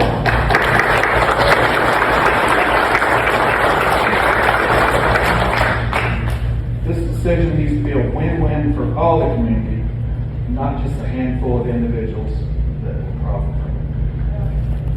I currently work at St. Elizabeth Hospital. I have for several years, and it's a 61-mile commute for me. Now, I could have a long time ago, early in my marriage, before I even had kids, I could have said, you know what, I want to move to Fort Thomas, be right beside the hospital. I chose not to do that for a reason. I wanted to raise my daughters in Mason County. My wife grew up in Mason County. I grew up in Brighton County. But I wanted to give them a good, stable upbringing, which they have had in this fine county. Final thoughts, please, sir. I just wanted to end on that one, that I've sacrificed my own drive. I drive 2 hours, over 2 hours a day to make that happen for my family. And it ends up being an uninhabitable county as far as people coming in, then it was all for nothing. And especially if they don't decide to come back here after they get out of college. Thank you.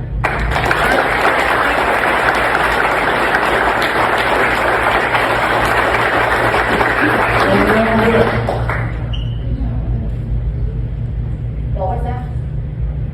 Danielle? I can't read your last name. Reese? Okay.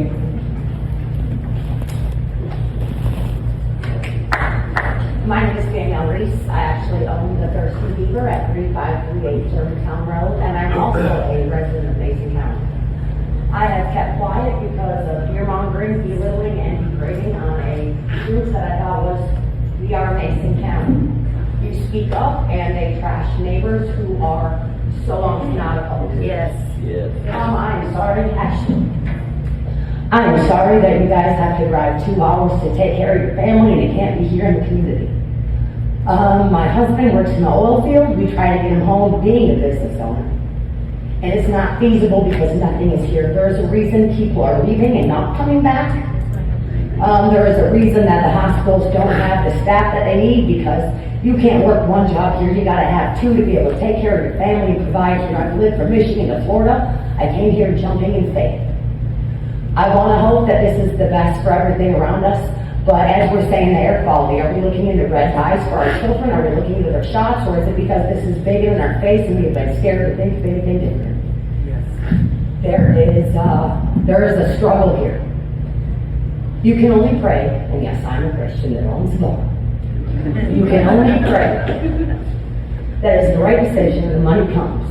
And it makes the people want to stay. Bringing in the infrastructure, bringing in technology, bringing in jobs, the people that will need housing when we're here. Maybe it's only 7 years, but how big is it gonna grow when they say, hey, this huge company wants to invest?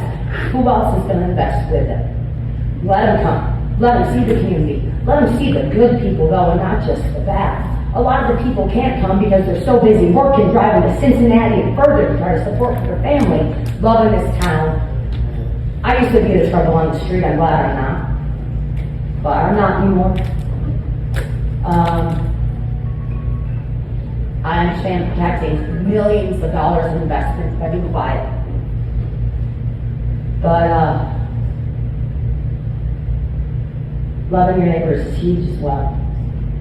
This isn't what's dividing us. It's been here. I see it. I live it every day. I see more people than a pastor does on Sunday. I see more of the real community I actually like. I mean, I know a lot of you, there's probably about a handful.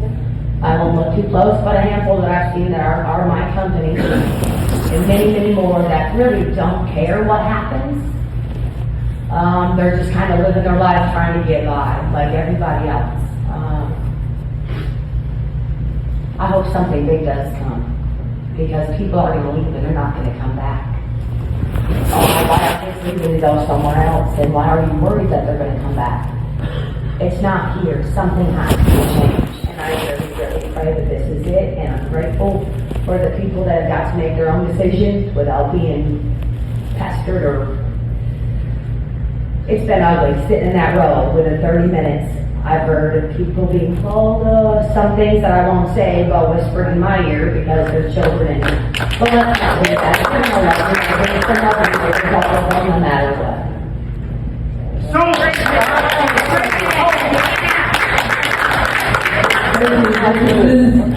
And Denny Needham.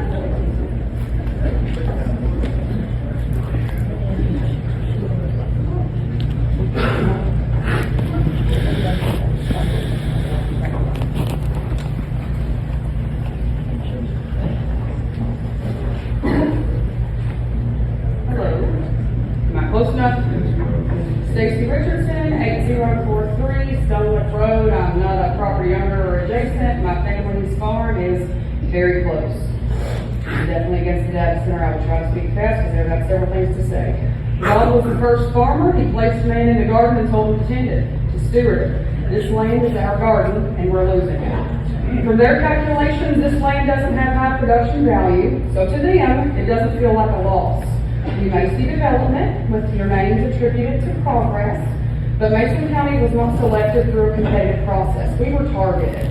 Over 2,000 acres targeted in phase one, yes, phase one, traded for a handful of jobs, many potentially remote.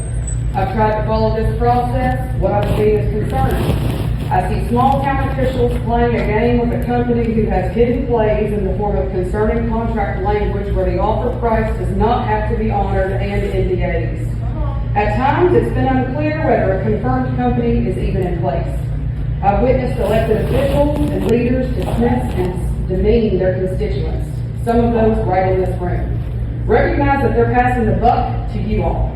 And what I feel standing here is distrust, disconnection, and misrepresentation. This isn't just about environmental concerns, energy consumption or strain, or what happens when future phases demand even more power. Sure, the gentleman last night referenced no other phases, but this is a political game, and if we don't ask the right question, we're not going to get the right answer, and we don't know how to ask it in the right way. So we need you. This particular rezoning isn't about phase 2, quote unquote, but eventually it will be. And as far as elected officials and reps, this is not an eat your broccoli, it's good for you moment. You don't get to decide what's best for us without us. We have the same accents as you all. We may not have titles or credentials after our names. We may not ask the perfect questions and present polished arguments, but we're not uninformed, and we care deeply about this county and our county's future. You might believe in making the best decision for long-term growth, but the way it's been handled is wrong, because right now we don't trust the county, the process, or the plan. I am someone who left and came back as a young person. Even if this were the right decision, the relationship with the very people you represent has been fractured. Look around. There are very few young people here. There were even less last night. Young people are not leaving because there's not a data center, and they're not going to stay just because one arrives. This may be pointed more toward the fiscal court, We voted some of you in, so I'll leave you with this, the same advice I give my children. Don't listen just to defend and respond with your minds already made up. Because if they won't stand up for our land, our voices, and our future, eventually we'll find people who will. Thank you.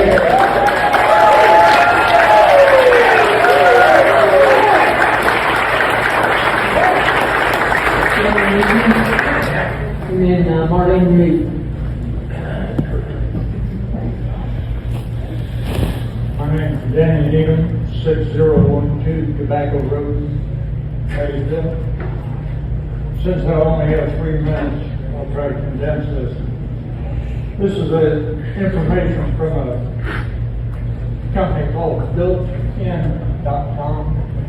They're a headhunter agency for the village. Could you speak a little closer to the microphone? So in their report,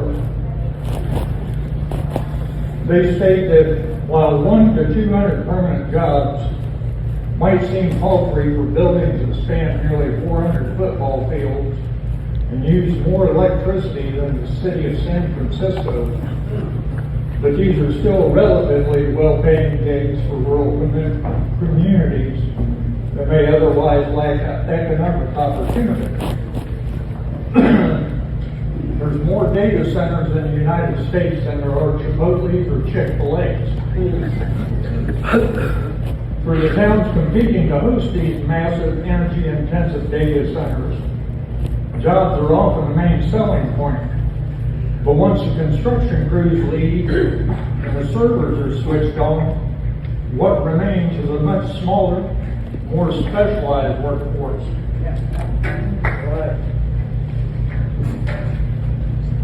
Companies like Microsoft and Amazon tend to tout the thousands of jobs that they'll create in communities that house their data centers, often without clarifying that the vast majority of those opportunities are temporary construction gigs. These build-outs do create high-paying work, sometimes reaching 6 figures, for construction crews, electricians, HVAC professionals, and specialized roles like design architects and commissioning engineers. Excuse me. But most of these positions end once the facility is built. And due to a nationwide shortage of skilled tradespeople, many are filled by people from outside the community. As data centers continue to pop up, there's going to be a whack-a-mole style spike in job growth rather than heightened and sustained employment growth. There's going to be a persistent labor shortage, which means workers might come from across town and state lines to fill that gap. The promise of new jobs has also pushed local governments to offer tax incentives to attract these big data center projects, even though a number of economists have concluded that the number of jobs created by the data centers do not justify these subsidies.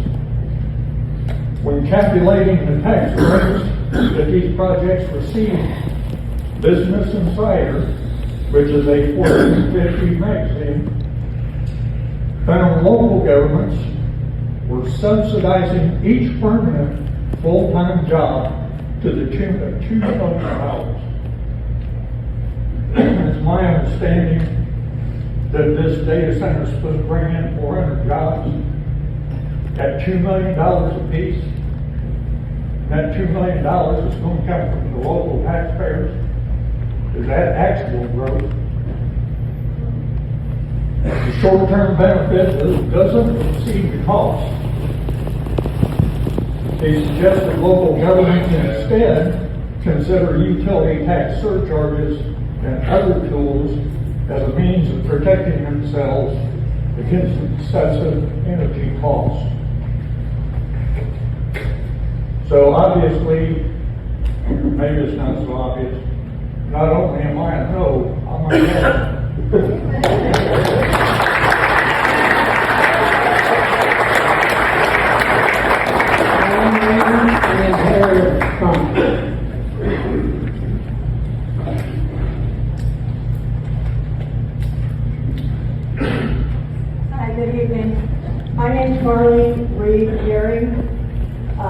2003 Meadowland Drive. I'm here speaking on behalf of my mother and father. They've been out there for 30 years, and, well, they have to leave now. A little bit of background. My father's been in Maysville since the early 30s. He came here when he was a little boy. He's from Kentucky originally. My grandma bought property down off of Southern Road. That's where he grew up. And that property is still in our name.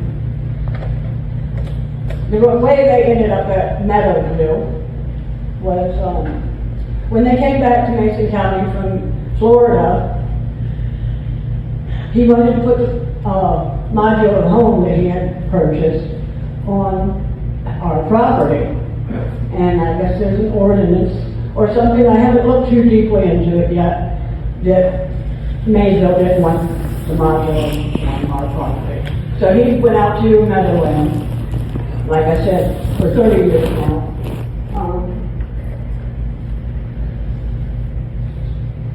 Anyway, I wasn't really going to say anything, but after last night's meeting and hearing all the comments, I just thought, I grew up here. I moved away when I was 18, and I come back year after year because mom and dad are living here. And now I come back monthly for the past 6 years. So I only get bits and pieces of what's been going on. And my husband and I have been debating on whether we were going to sell our home and come here to where I grew up and eventually retire. But seeing some of the things that with the data center and rumors of a solar, anyway, it just doesn't align with our ways. So we decided against selling our house in Toledo.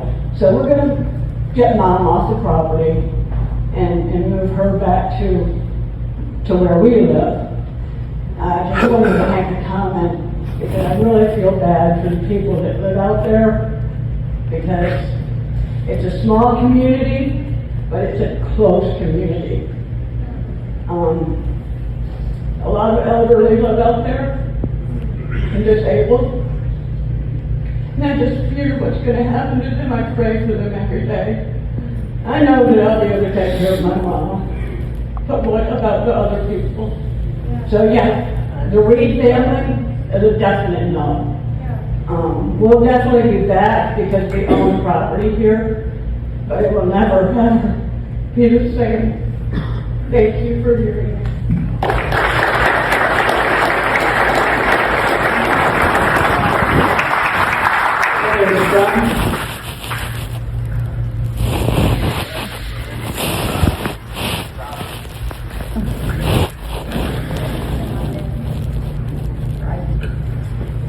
I don't think there's any law here tonight.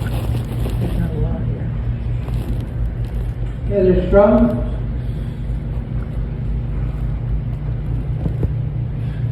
I think you're... For 1 hour, it'll consume. Sir, will you... It'll consume 1 billion cubic feet of natural gas.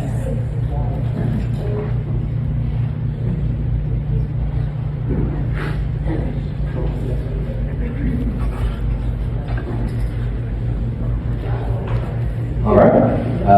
Wait just a minute. I'm sorry, we signed up last night, but we had to leave early. Any chance I could just still say a couple things tonight? Yes, go ahead. Thank you. Give your name. Hi. Was you sworn in last night? Yes, thank you.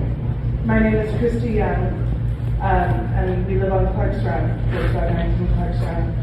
And unlike most of the people who have spoken tonight, we bought our house less than a year and a half ago, and we live in a lovely spot.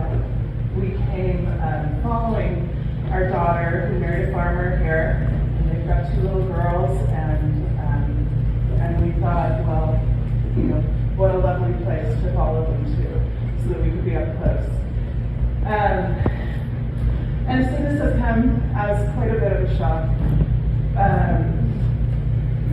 I appreciated that someone spoke Lincoln's words of earlier this evening of government by the people, for the people, of the people. I have a wrong word, but same difference. And so, you all, I appreciate that you have this big responsibility, this big privilege of voting on this, and I just, I hope that you will vote the people. I'm very much against the data center. We've lived in lovely places. We've lived in Laguna Beach, California.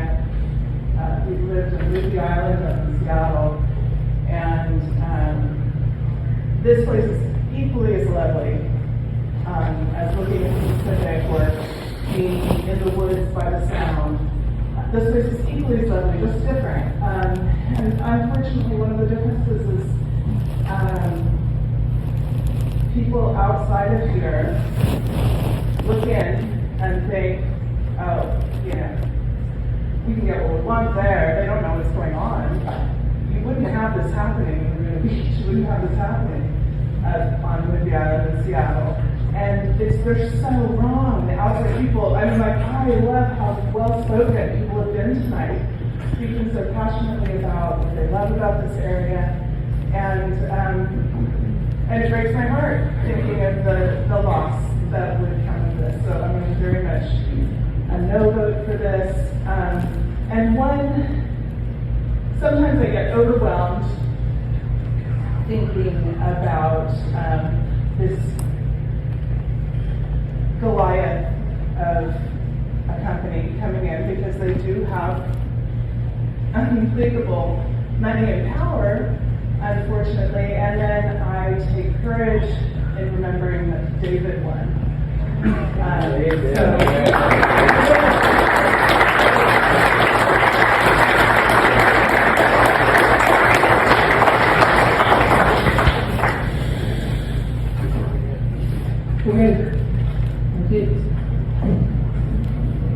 All right, how do you want to proceed here? Now we're still in the public hearing. Are there any questions or any information?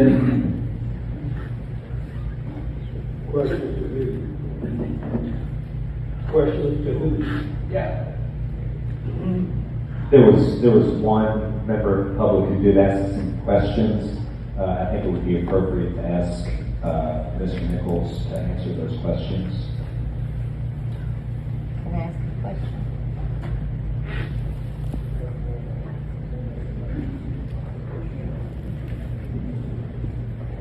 Ma'am, are you wanting to speak? Yes. Okay. Okay. Have you been sworn in? Have you written your name down anywhere? No. Okay.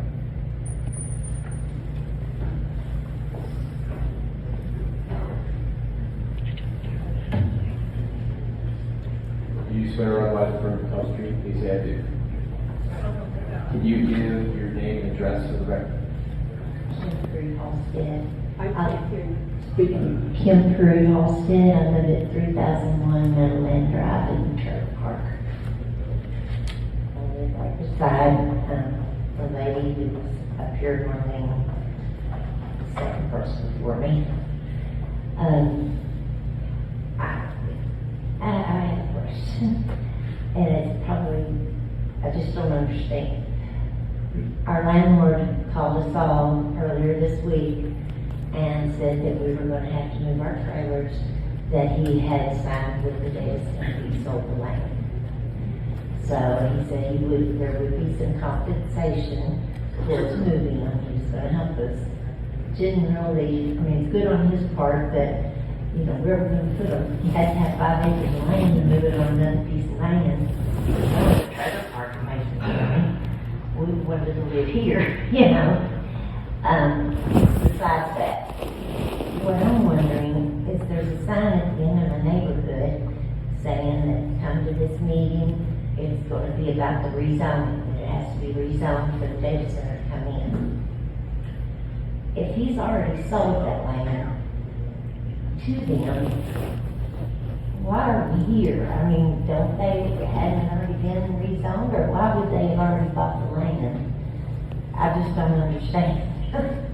Or if it's not already rezoned, then when is that going to be? Like, how does that take place? And like, is there a vote, or do you all have a meeting after this, and is there a date, or if this is going to take place, or? It's open to anybody who answers. I'm assuming that the agreements to buy land are contingent upon the rezoning, the approval of the development plan.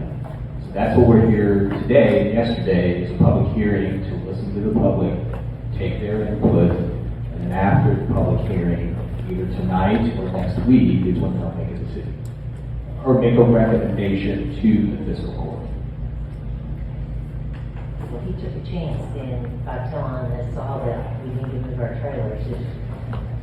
If it doesn't get rezoned, he's going to end up with an empty home park. Right? You might be right, But I can't speak for what you were told, but I'm assuming the property owner was just giving you advance notice as much as he could.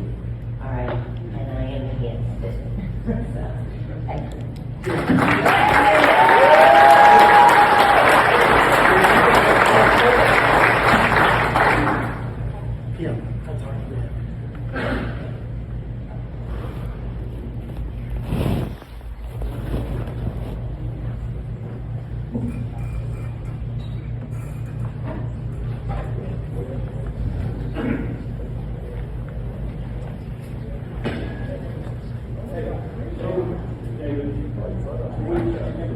Yeah, we'll take a 15-minute break.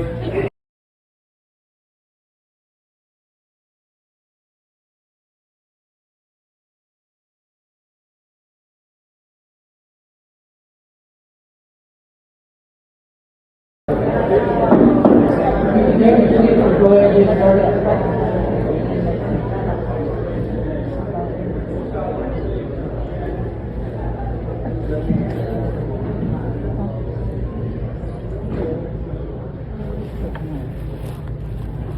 Commission is going to try to answer some questions presented to us. We're going to give Tanner an opportunity to rebut before we start.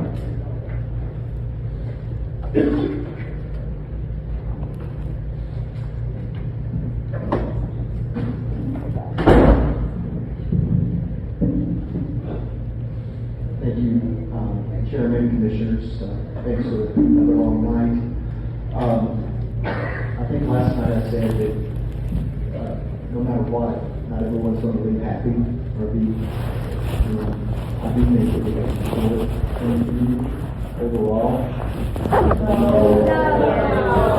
Yes!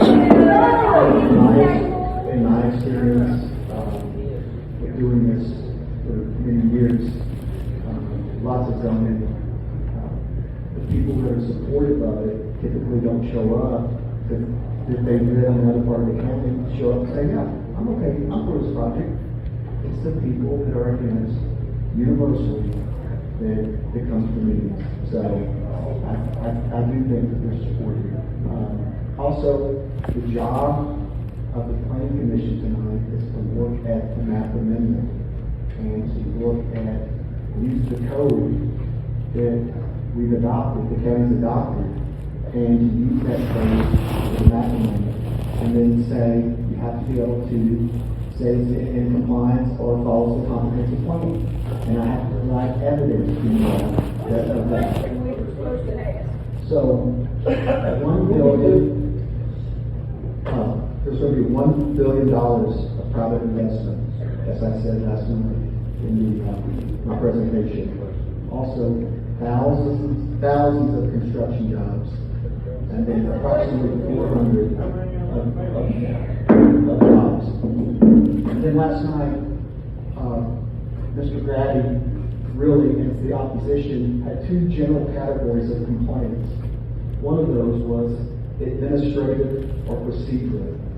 Again, that's not for the applicant necessarily, but that's for the planning staff and commission. But by having the public hearing last night, that is an indication that it was a complete, application. That's, once we submit a complete application, that's when they set the public hearing. Also, last night, many of the comments or the opposition really wanted to address the text amendment that has already been adopted. And so our job was to follow those guidelines and show that in our application. So we had to present a plan that shows setbacks, noise, stormwater, landscaping. And then this is where I messed up last night. When Mr. Grady wanted to ask questions, that's an unusual for this type of hearing. For the attorney, for the developer, and the applicant, the question counter in that type of situation. And I should apologize to Mr. Grady for calling him Hank and not being professional in that way. And I do. I apologize for that. But this is not a trial, right? It's not a deposition. This is a fact-finding hearing for the planning commission. And I submit evidence on behalf of the applicant, and then all of the people can submit evidence. They can come together as a group and submit evidence to you all saying it doesn't follow the comprehensive plan. But that's how these hearings are designed. The only requirement in the zoning for an application, and I've heard a couple of that here recently, talked about what if somebody just wants to come in and rezone my land? Well, George knows that's not possible. The seller and the owner of the land has to sign an application. And that's what the sellers here did. All the owners of that 2,080 acres who are in contract to sell their property, they also signed the application for zoning. So one comment said last night, they also brought up this thing about in 2021, this 8 acres that was denied zoning. So I was like, okay, well, I gotta look up what was that zoning about. So I looked it up, and it's really apples and oranges to anything here. And that, in my understanding, that applicant expanded his business without approval. And then he was given a violation, and then he get the zoning. And he was denied by JPC and the court. So that's not what's happening here at all, right? What's happening here is we filed an application, we haven't bought the property yet, and then if the map amendment gets approved, then we will go through closing and the purchasing of the property. The other kind of major theme last night, Mr. Grady, was that it's not in compliance with the comprehensive plan. All right, the opposition, that's exactly what they should do. But I want to remind you, and you all said this, it's a guiding document. Just because data centers aren't mentioned doesn't mean that you can't rezone to a data center. In fact, we know we can because we have data center text amendment now. It's part of your code. Also, if you pulled up a map of the entire county, there are certain areas of growth, right? If you look close to the city.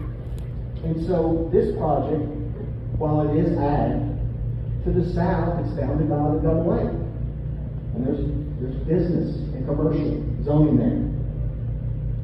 To the east of this project, and to the west of the city, there's industrial zoning.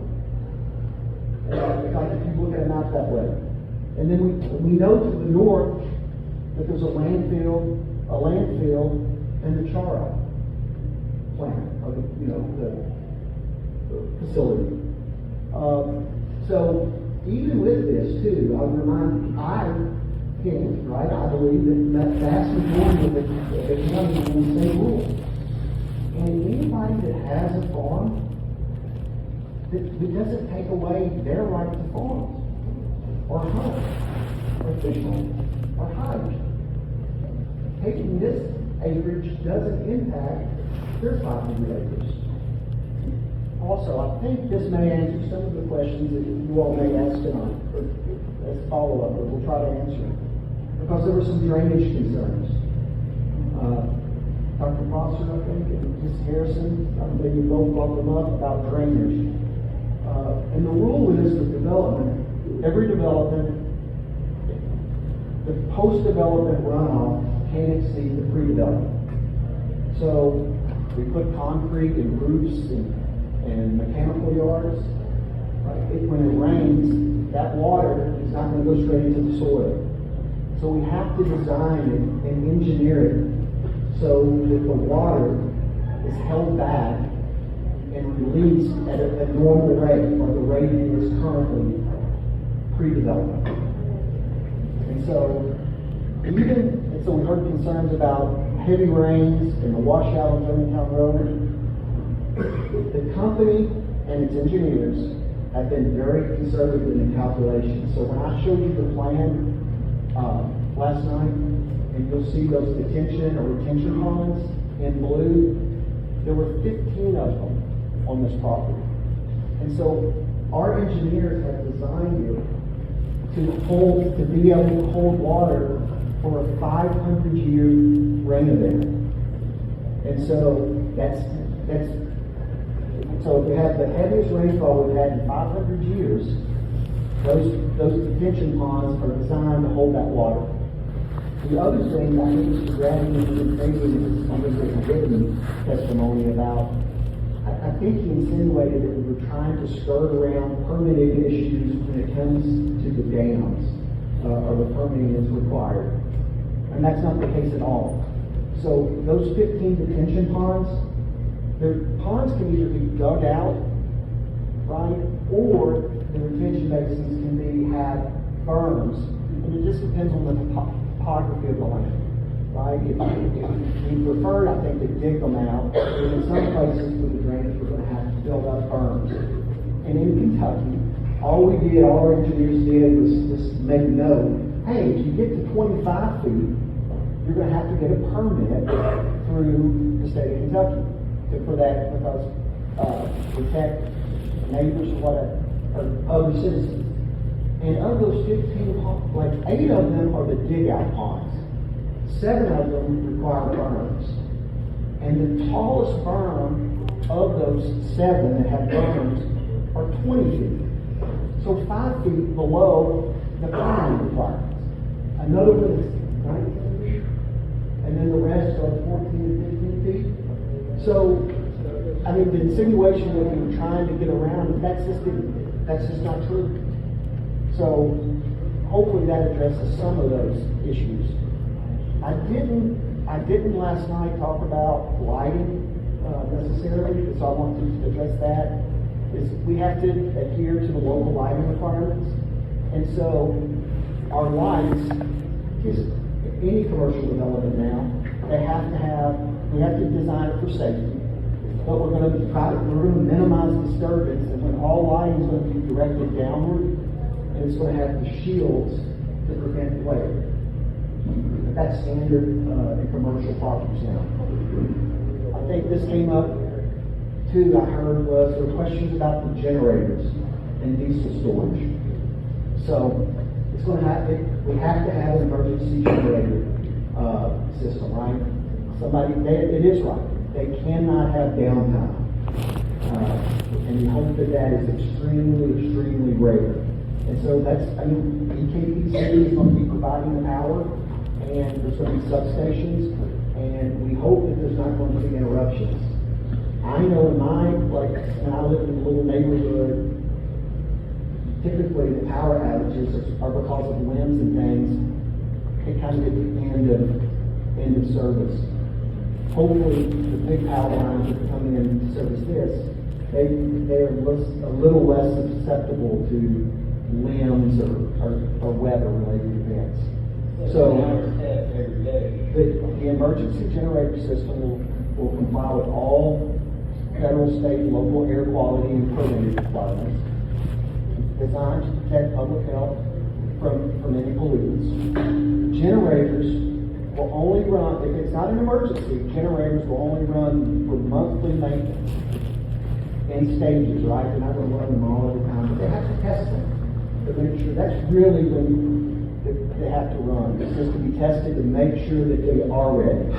And you're talking 5 to 10 hours per year per generator. We're gonna need tanks to hold the diesel fuel for these generators. The tanks are double-walled design, providing secondary containment should a leak or rupture occur.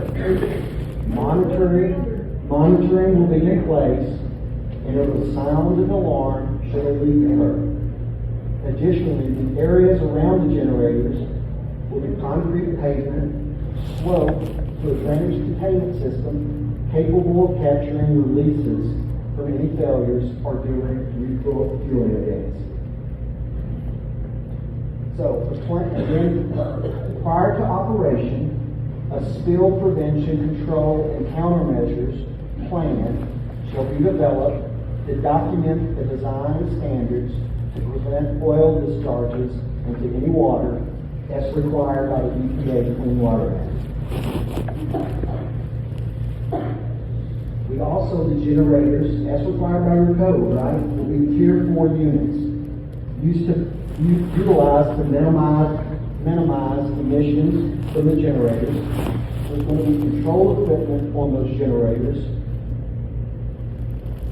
And then finally, each emergency generator is pad mounted to lessen the vibration and utilizes an attenuated enclosure to minimize the vibration and the impact of the system.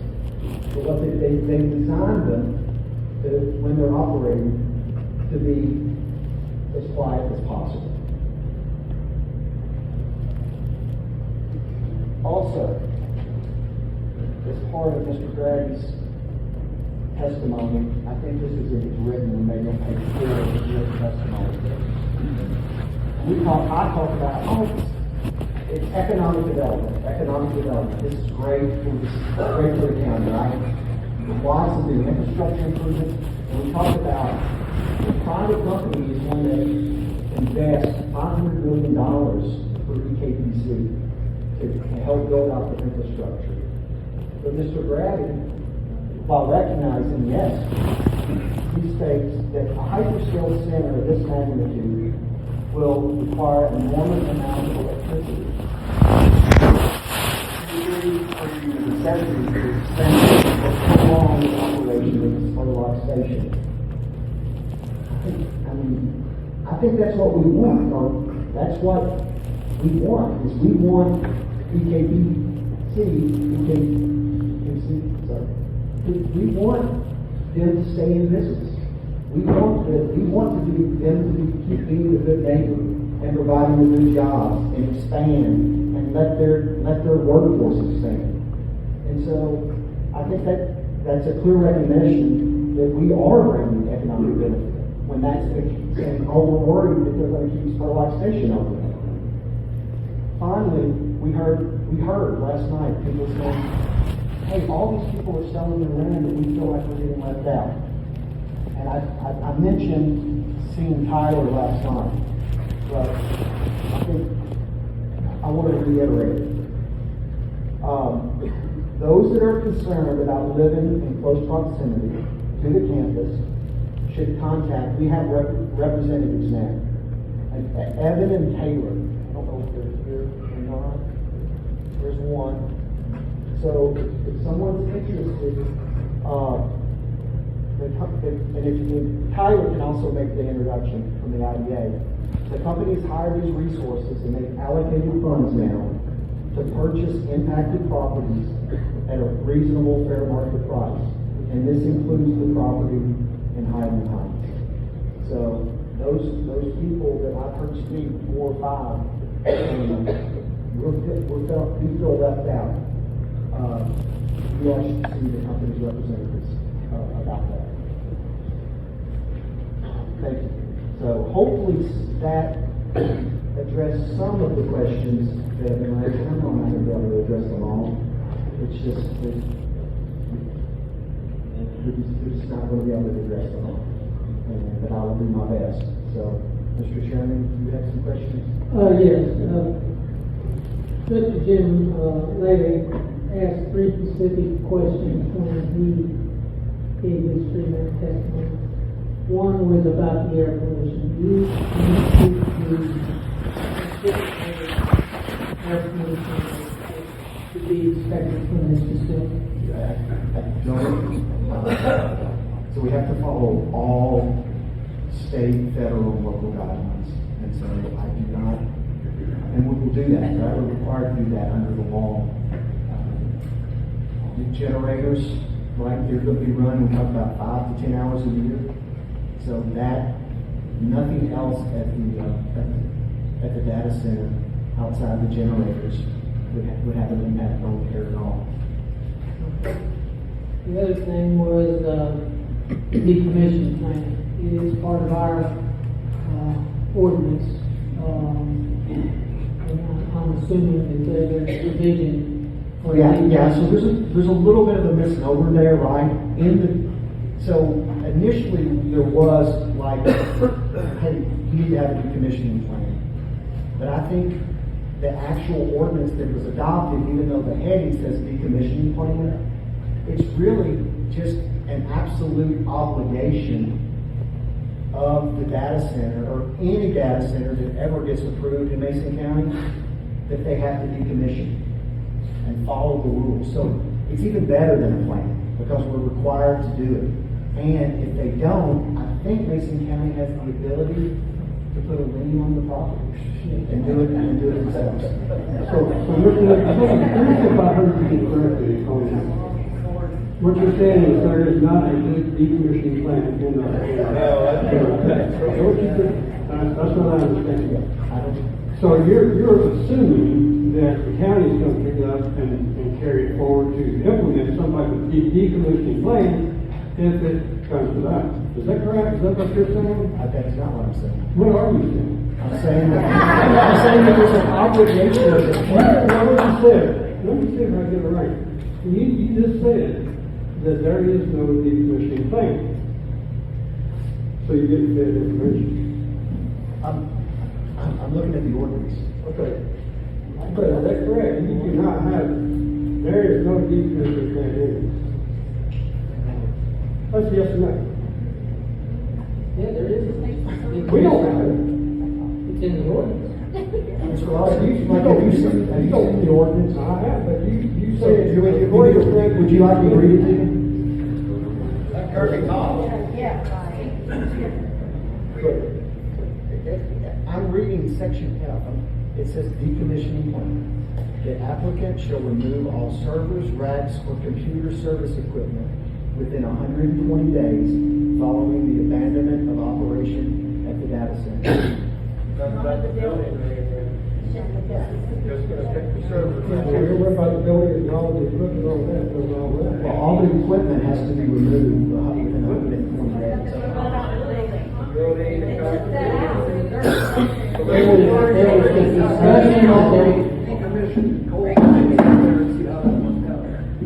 Decommission plan was we talked about the servers and not destroying the building and seeing if we could repurpose it. Yeah, I can't speak for the planning commission Right. or this board, but I think the intent was, yeah, you're not going to require any business to tear down the buildings. Like, that's not good use of resources at all. The initial proposal was for you to eliminate all the equipment and provide an open space building that could be reused. And then after a certain amount of time, because we didn't want another Hazelwood hospital, that the city would. I think that was the thought of you all and this board was, it didn't make sense. And so I apologize, Mr. Rosser. So when you say, it says decommissioning plan, but it's not real, there's not a plan, there's a requirement for us to remove all of the server equipment, racks, and computers within 120 days. Yeah, Kirby, I think it was changed between the time it left us, you guys, with this board. My going on. The other question was, anybody who's being compensated, by the applicant? Right, so there was a specific question as to whether or not the applicant has paid anyone on the fiscal court. Do you have any knowledge of that? That is a no. Obviously, we have to ask the fiscal court members as well, but that's a no. Okay.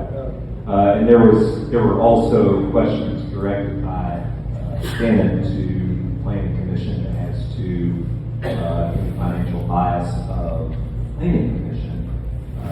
What I would say in response is that every member of the Joint Planning Commission is an unpaid volunteer. And they are bound by county and city ethics requirements. And they're also under an affirmative obligation to disclose any direct or indirect financial interest in an application. Excuse me. So what we'll do is we will ask the members of the commission if any of them have a direct or indirect financial interest in the application. Gerald Woods, do you have a direct or indirect financial interest in the application? John Best, do you have a direct or indirect financial interest in the application? I do not. Rick Lawrence, do you have a direct or indirect financial interest in the application? No, I do not. John Hutchins, do you have a direct or indirect financial interest in the application? No, I do not. David Reed, do you have a direct or indirect financial interest in the application? No, I do not. Kirby Rosser, do you have a direct or indirect financial interest in the application? I do not.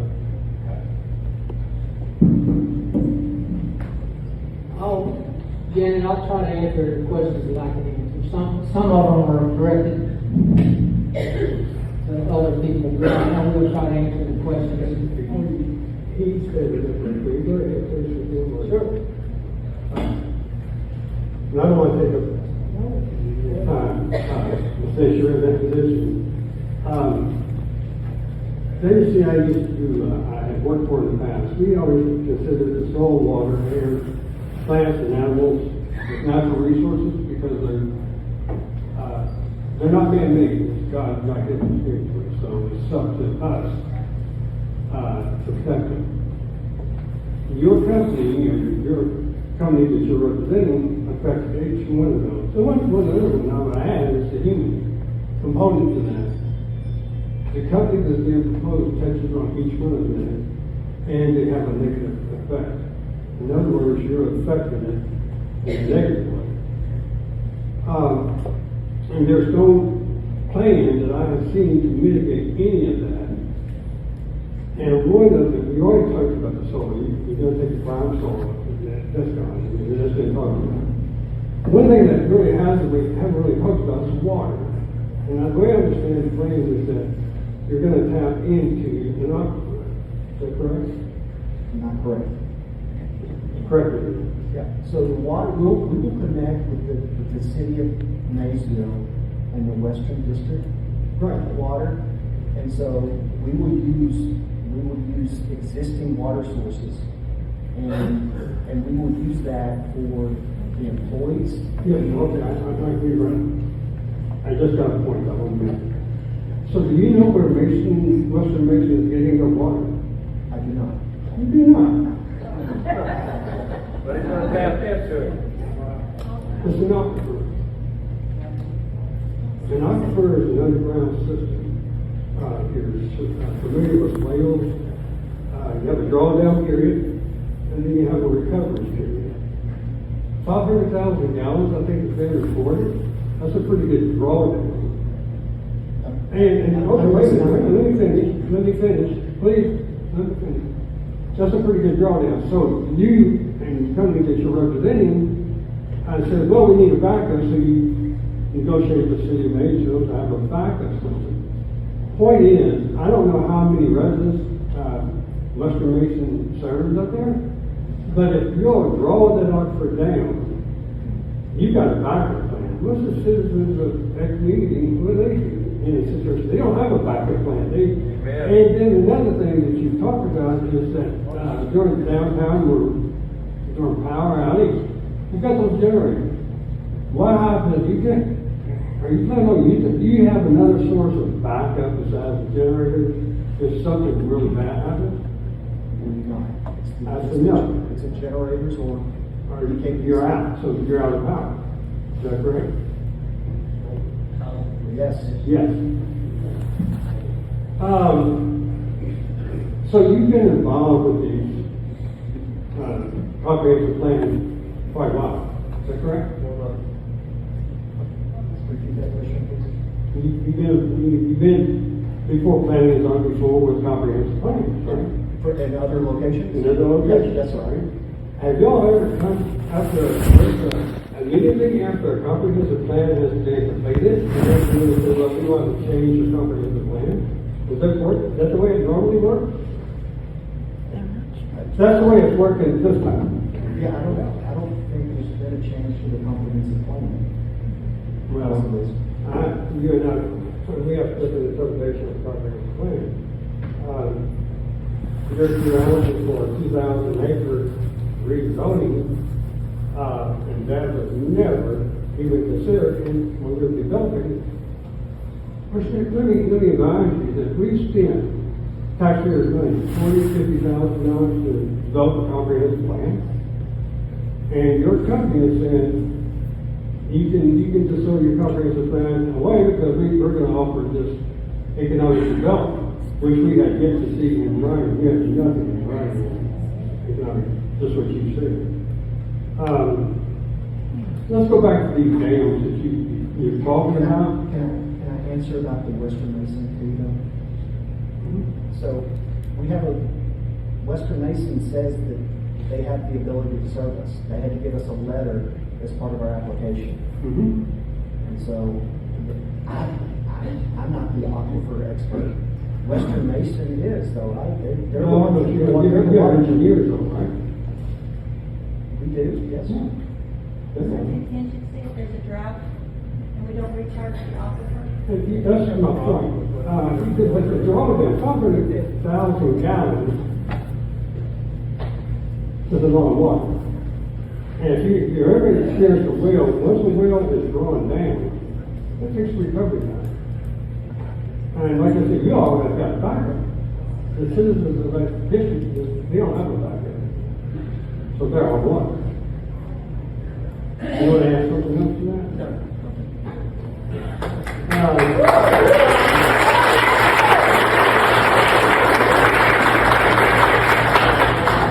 And that's what discredited in your engineers. How many dams are going to be, how many ponds are going to be out there? There are 15 total. 15 total. You know, it looks like to me, if you were looking for backup from water, that you would tap into this little pond, that's not even written.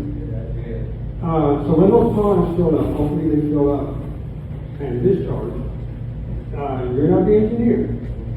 But how do you expect during the storm event the water will pass through these dams? Me, can I answer? I said, me, can I answer? And they would just release naturally over the time. You know, a pond does not discharge naturally.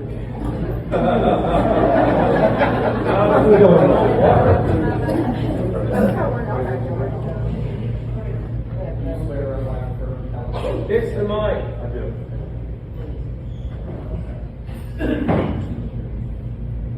Joe Hastings from Stantec, the consulting engineer for the client.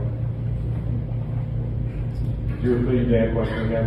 When these dams fill up with water, if you're expecting to fill up, correct? Correct. For runoff, how are they discharged back into the main stream? So these will act as a typical basin. There's an outlet structure. In the outlet structure, there's typically an orifice, a broad crescent weir, whatever it might be, which acts to slowly dissipate the water, slowly release it. It will match the pre-development storms. So the ponds are filling up and water just gets released at a slow rate. The ponds are sized to handle all the storage from a 500-year storage. So there will not be a fast, it doesn't get, all the water doesn't get released at once. Right. It's just a trickle out. Very good. So you're the engineer to design them? I'm on the design team, yes. Did y'all ever think about having, tapping into these ponds as a backup water for them instead of using public water as backup?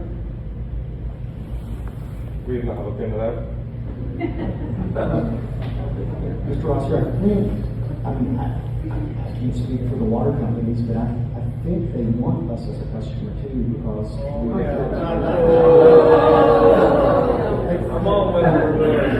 they want new improvements. Mr.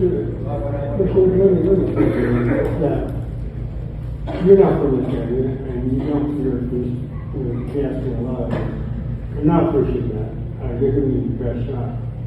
Ruston Mason, the way I understand it, has some of the purest water in the state.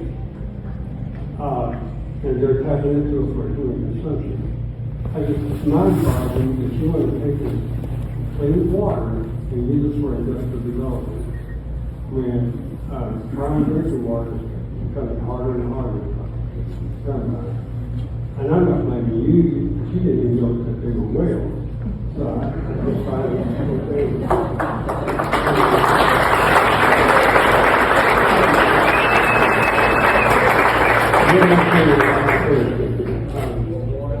These permits, is power, who sues upon these permits? The application is in the industrial authority name, who's applying for these permits? If approved, who has to get the state and federal permits? Are there any permits in the file for right now? No. They've not been approved. I was just wondering. Okay. So these dams and all of that, nothing has been, no non-discharge for this, nothing has been filed. No, correct, Tyler? No, we would have to have the finalized build out for the facility and all of those plans that are fully determined and approved by the state and federal agencies.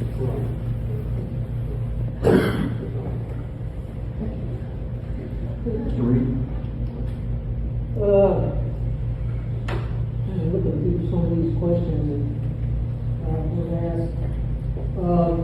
One of them, how does the closure of Big Pond Bight impact emergency fire vehicle? Our analysis will, it will increase the fire or EMS by about a minute. So that's, I mean, I think that's the real question, right? Is if you close that, the people that are impacted along on the closure, about a minute's difference in response time.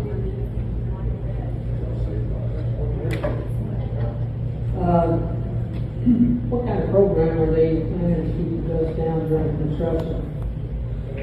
Water spraying, you have to keep water spray on it. That's one of the reasons that during the initial phase of construction, there's a lot of water use. Moving this much better, the dust down, we'll have to spray it. The sampling of creeks and streams before construction begins to utilize to give a baseline for pollution. I don't know if that's required from any state, but, and I don't know if there's a plan to do that, but I can get back to you. So kind of follow-up question on this. I think the more you speak, the more questions I have. You're only going to do what's required. You're only going to do what's required. Is that correct? That's correct. Nothing over and above. Yeah, I mean, I don't know what else would be required is what you're asking. Like if there was something specific, And I the client would have to. I just real quick. He talked about construction. I don't think there's anything in your plan to say that you're going to control runoff during construction.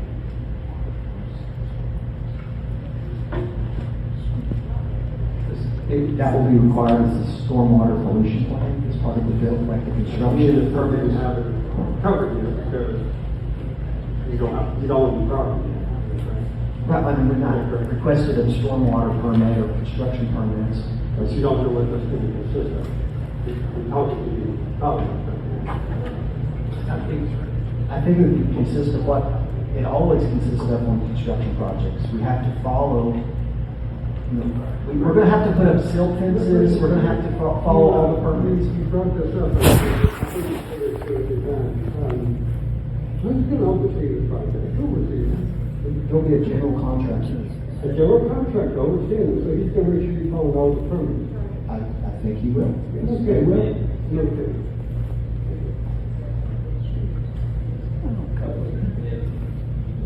So, apologies, I'm listening to manager. State inspectors have to come out? See, Mr. Nichols, That's how it the works. other thing, to me, you have to comment with, they're correcting you. If you don't know, just say you don't know. That's not. Just say you don't know, that's okay. You want to get the answer correct? That's okay. You don't have the answer. That was just on a power play. But is going to be the primary entrance to the facility, and Yeah, I don't know if that says in the plan that. I think that is certainly in the works. We're having to work with the state highway department to find out the access points. And I think in my presentation last night said, we don't have a final, but we're gonna have to do road improvements. Right, and that's gonna be road widening, turn lanes. It's gonna be a possible traffic signal. And we're gonna we're trying to plan to take it away from residential property as best way possible. So we don't know that yet. Again, that's not something that the state will give us approval for until further in the process. I believe you covered it in your opening statement that what infrastructure improvements will the company provide to directly benefit the county? Well, I mean, so like the 500 million that JPC is, that's probably not a direct benefit you're saying, but is it 40 million for water and wastewater, and then 15 million for road improvements? Those are the highlights. Will there be any lithium-ion battery storage at this facility?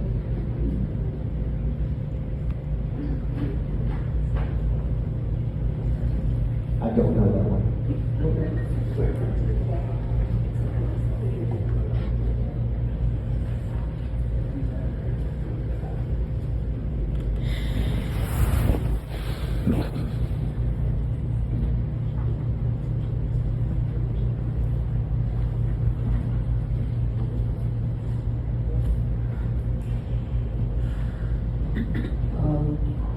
Where you've built in the past, you say you're a good neighbor to the communities. Will, if we ask people in that community, agree with that statement? I don't know.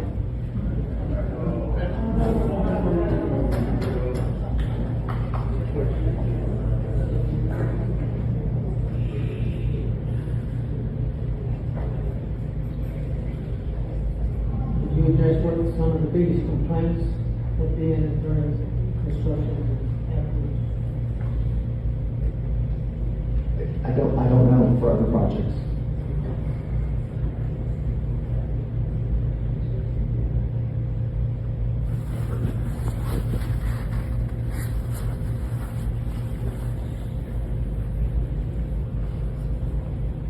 How much electricity will the campus use daily?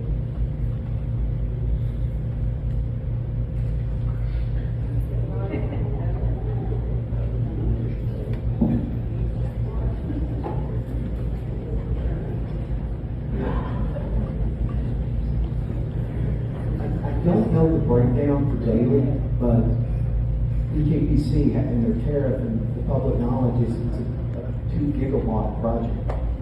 So I don't know how that breaks down. I think that's the max, so I don't know how that breaks down to daily usage. We can get back to you. obviously you're gonna use diesel fuel to fuel the generators, and you have storage facilities for that and containment. And I'm assuming would be a emergency plan for catastrophic. There will be, yeah, that's the one I mentioned previously. There will be a non-discharge permit filed for. Non-discharge permit filed for, is that correct? You will, once everything, once all guys that see the problem, you will apply for a non-discharge permit, correct? You don't know what non-discharge permit is? What is the non-discharge permit? For total containment, you're not gonna have, discharge from these tanks and everything else. I believe through the state, in fact, we have to apply for a non-discharge permit. So that's sort of, I may be wrong. yeah, if it's required by the state, we will get it. You've got some industrial tanks in the too, right? Water tanks, Don't you have other, you don't have other industrial tanks down there? one that other tanks.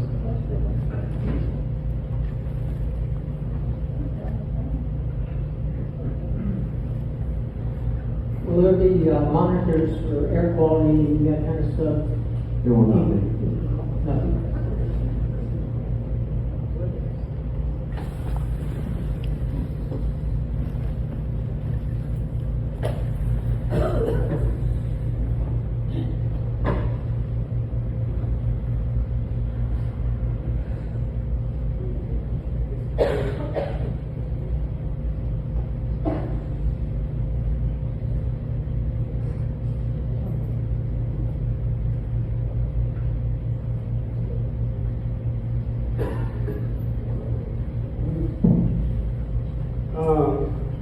Andy Shaw was here earlier, when we did the thing, he said that the wastewater should be considered industrial waste. How would that wastewater be treated before it's released? It's going to be treated through the city's wastewater facility. It's going to be connected. So however they release it now, it will be the same process. I've heard about e-waste. Is that something that will be accumulated in this wastewater e-waste? No. Are you sure?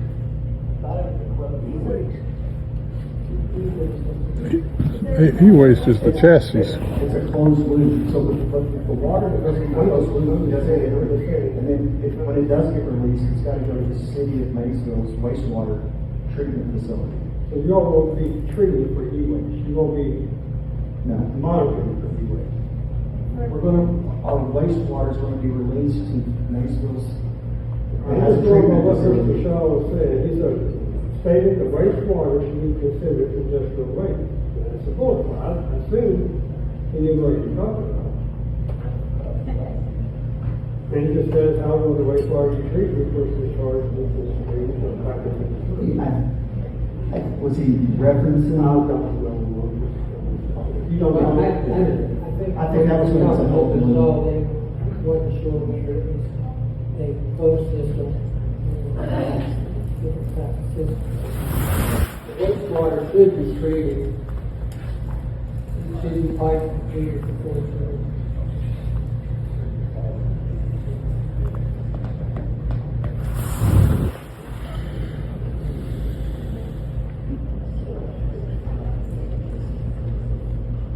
Now, will this closed loop system still require additional water? I mean, it will require water to fill it up. Right. But then it gets released. I'll have to get back to you. We think 6 months every year to be filled back up, but it's not a daily event. I know in our closed loop systems on the boat, we have periodically have water filled.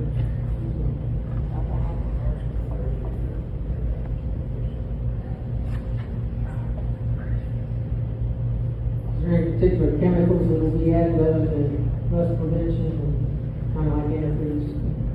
Those are the only ones.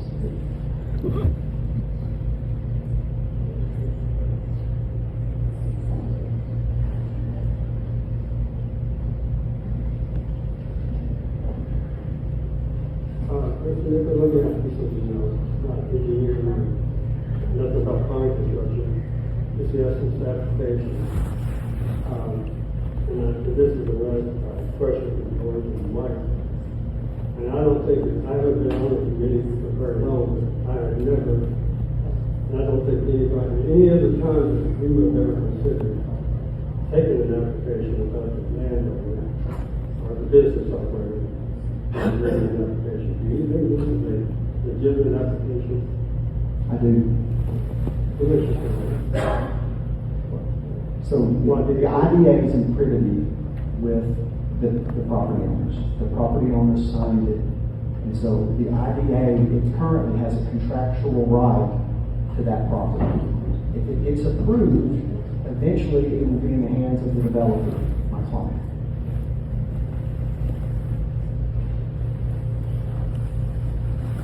Yes, let's take a look.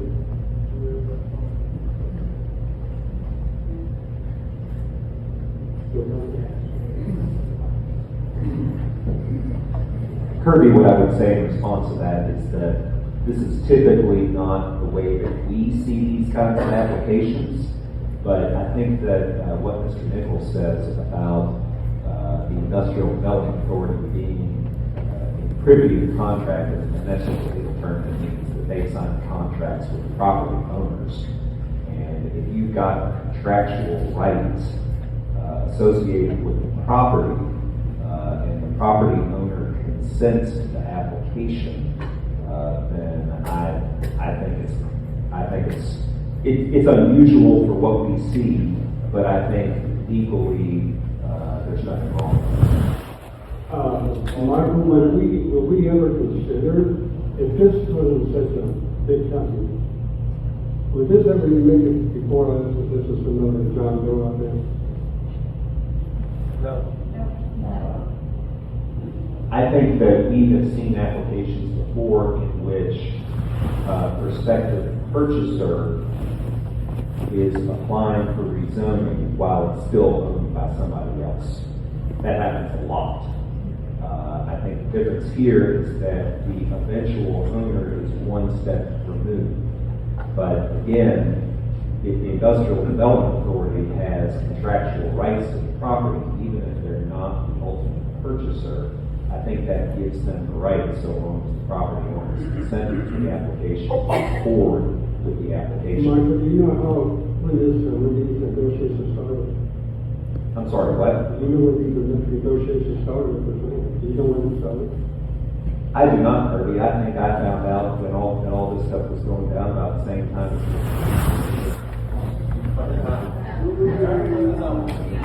the question I would have is, why was it kept secret?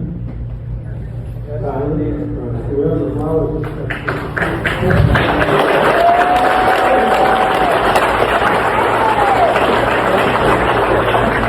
I'm just asking a question. Again, I'm going back to this 40 years. $60,000 we spent in this comprehensive plan, which we just finished in July. So when did these negotiations start, Howard? I want to swear in again. Do you swear or otherwise affirm to tell the truth, please? The initial negotiations with the property owners in the Western Mason County area began in late October, early November of 2024, precisely 6 months after I assumed the role of IDA director. Your friend.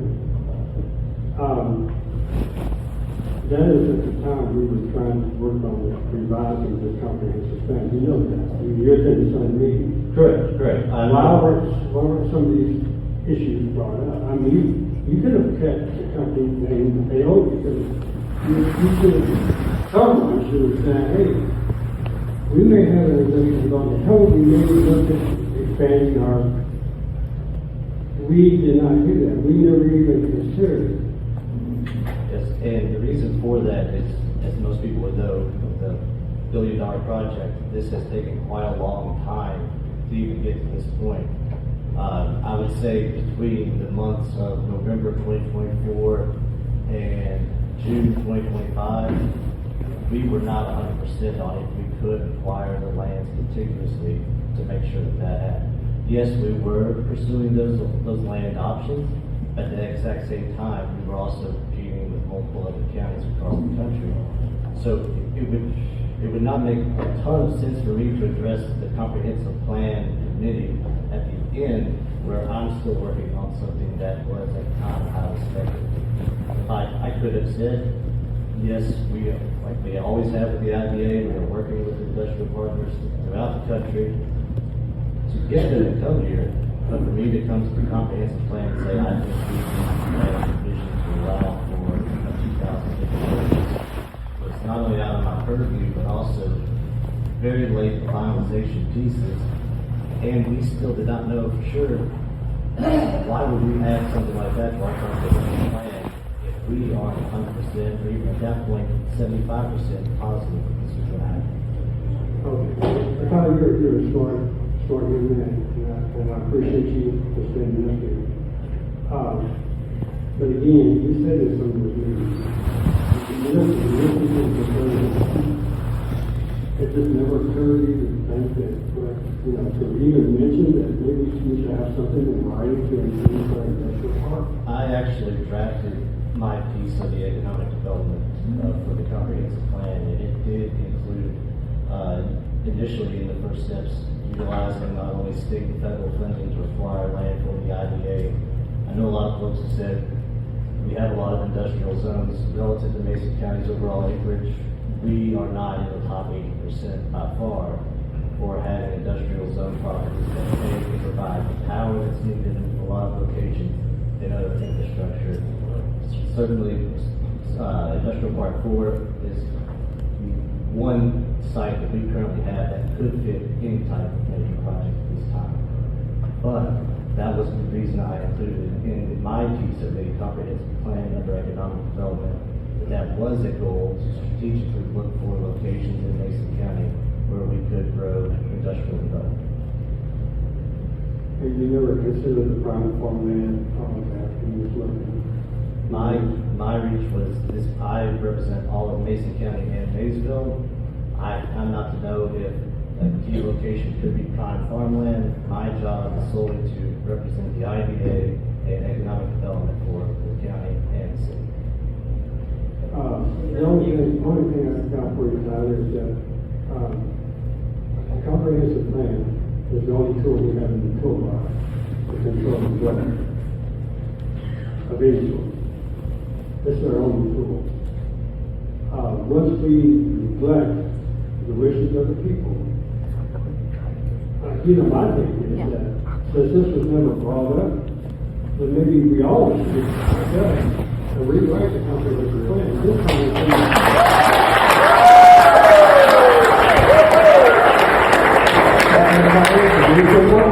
these people, myself included, and I think everybody here, are clueless.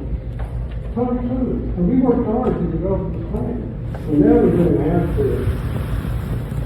reject what's in here. So here's this theory that we did with this, depends on what the body does. We don't have any other tool in the toolbox to control any other type of development outside of what this place is doing. And they keep saying things are going to follow. Land uses are going to change. We must get rid of the planning and development because the horse is loose. Well, I in no way would endorse removing planning and zoning. I think it's something that makes our community. We don't have, how do you know this? But if I could speak on that, regarding the comprehensive plan, as I said, it was finalized 3 months after I took the IDA office. And it was at the time we were meeting was almost 2 years past due, and we didn't have a single person in the room for inputs. I was not here during the input sessions to gather information for economic development. That was done in 2021, 2022, I believe. If what I am proposing to you, do I feel like it goes in line with the comprehensive plan for economic development? Yes. Do I agree that it's completely protecting the prime farmland that we have outlined in the comprehensive plan for agricultural development? I can see where those clash. But the purpose of my board, my organization, is to bring companies to this community I know this one, there are people who are pro, there are people who are con, but they are here now presenting this to you as the board for zoning. And we feel, I think, everyone in this room knows that we're working very hard on this. This is something you all put a lot of time, a lot of effort, had countless conversations. But the consideration of being now before you, I will never regret bringing someone before you to be industrial because it's my job. But I just want to say, I feel for everybody who's been moved by this project one way or the other. There are people who are highly excited, and there are people who are extremely worried. But we have to look for what's best for Mason County in the future. And I could not do anything in my role at the beginning when we were finalizing the comprehensive plan, but going forward in the comprehensive plan, I will outline every single goal, outline every single usage that I could use, and we come together as a community to decide.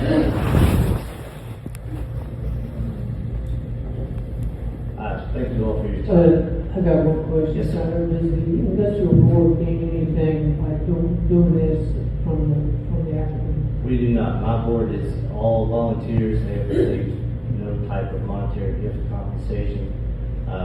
They're just members of the industrial culture in our community, and they help guide me in decisions like this.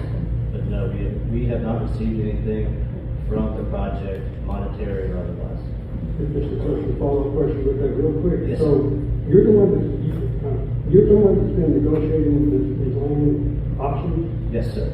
You are. Well, myself, my office has been in charge, and we have used agents for people who know with agricultural community connections so far, but they've operated under my office. So, the dollars that have been offered to these landowners, it's not hard money right now. No, it is. We are trying to, if we were to close, if this was the. Where is this money coming from? This money does not come from the IDA. That's right. It comes from the project. If you don't have that kind of money, I'm impressed. Yeah, the IDA cannot afford to purchase it. So where's this money coming from? This money would come from the purchase from the project team that we would sign over the rights for this land, zone industrial, to them to purchase from the property owners.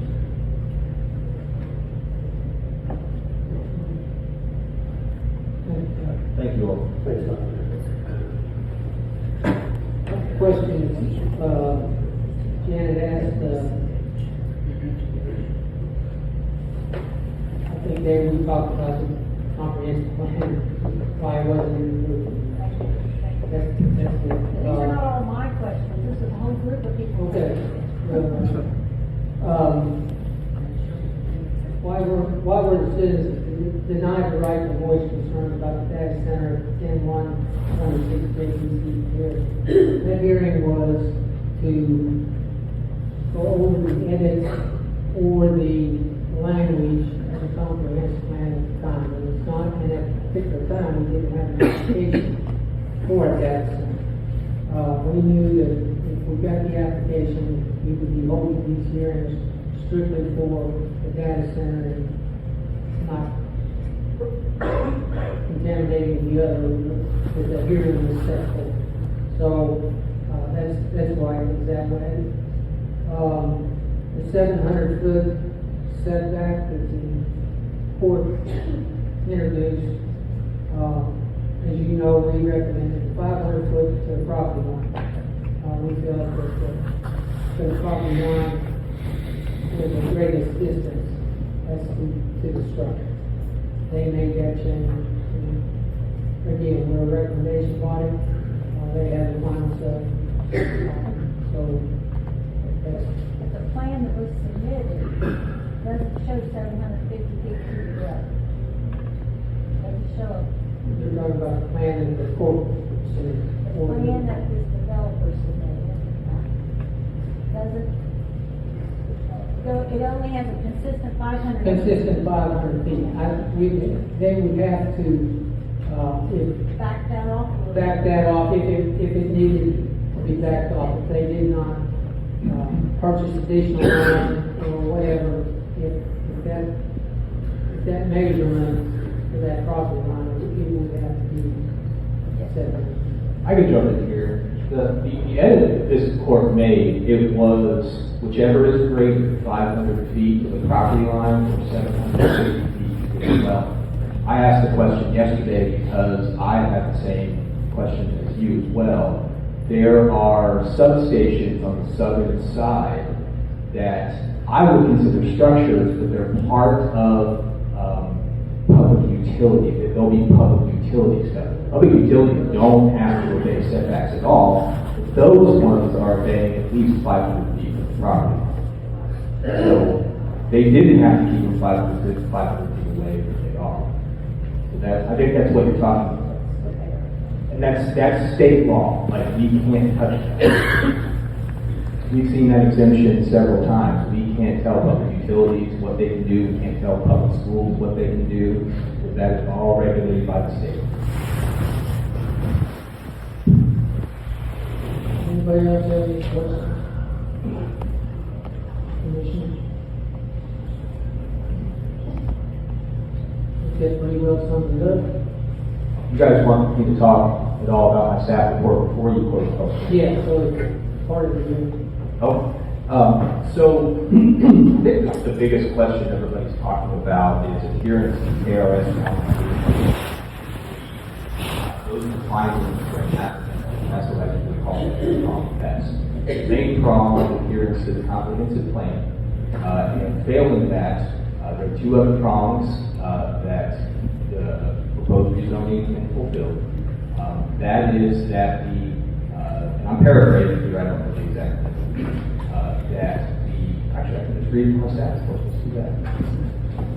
Okay, so pursuant to KRS 100.213 for map amendment is granted by the commission, the legislative body of the fiscal court must find that the map amendment is in agreement with the comprehensive plan, or in the absence of such a finding that one or more of the following apply.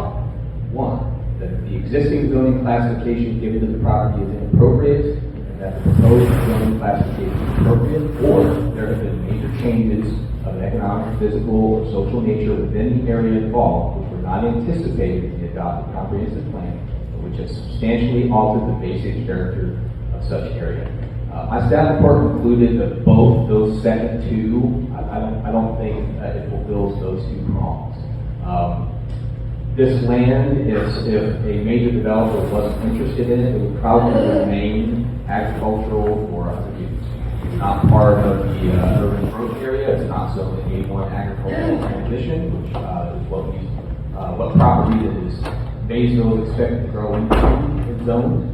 I don't think there have been any major changes of an economic, physical, or social nature in the area that was unanticipated.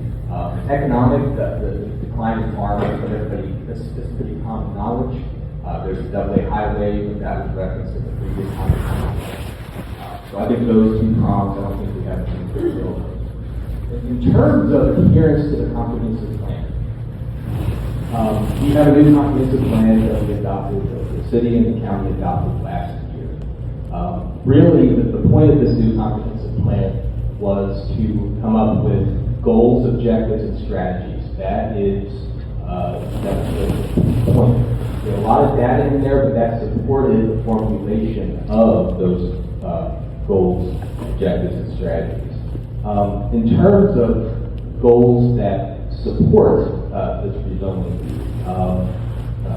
there's one goal for economic development. Mason County will capitalize on its trained workforce, physical infrastructure, regional partners, and transportation networks to build a diverse economy with a strong revenue base. I don't think anybody can really question that this will diversify the economy if you don't have really businesses like this and uses like this. We heard some data about other data centers and the revenue they generated last night. But other than that, we really haven't heard anything about how the revenues might be affected.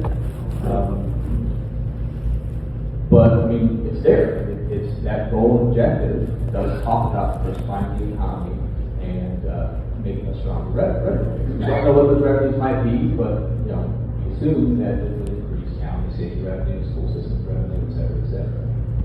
There's also the land use environment goal, and I'm going to talk about that. I'm going to talk about the stuff that the content in the comprehensive plan doesn't support this, but that goal includes encouraging the reuse of vacant or underused properties, which I don't think there's a whole lot of farming that's actually going on in this area.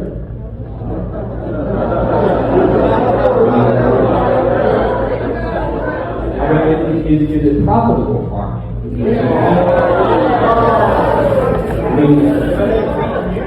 Kirby, did you answer that question? I think your understanding about farming, I don't know what the definition is, but, according to state law, and I think it's changed, anybody that has 10 acres or more is considered a farmer. Whatever they do with their farm is their business.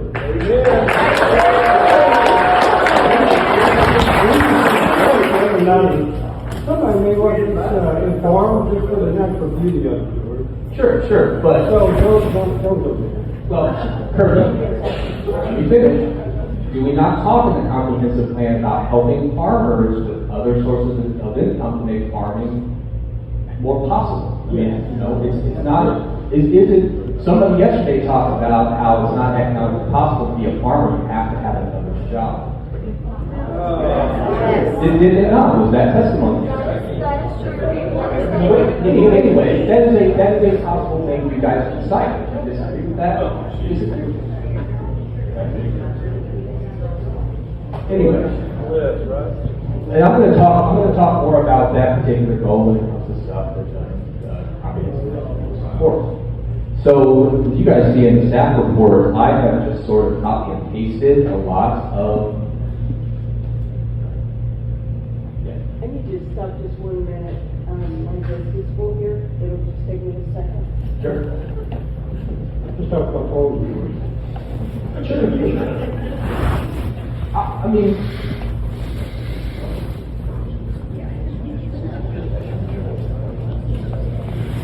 the point is, the farmers who have tendered this have reached the conclusion that that's what they want to do with their land. So I copied and pasted from the comprehensive plan the entire, thank you.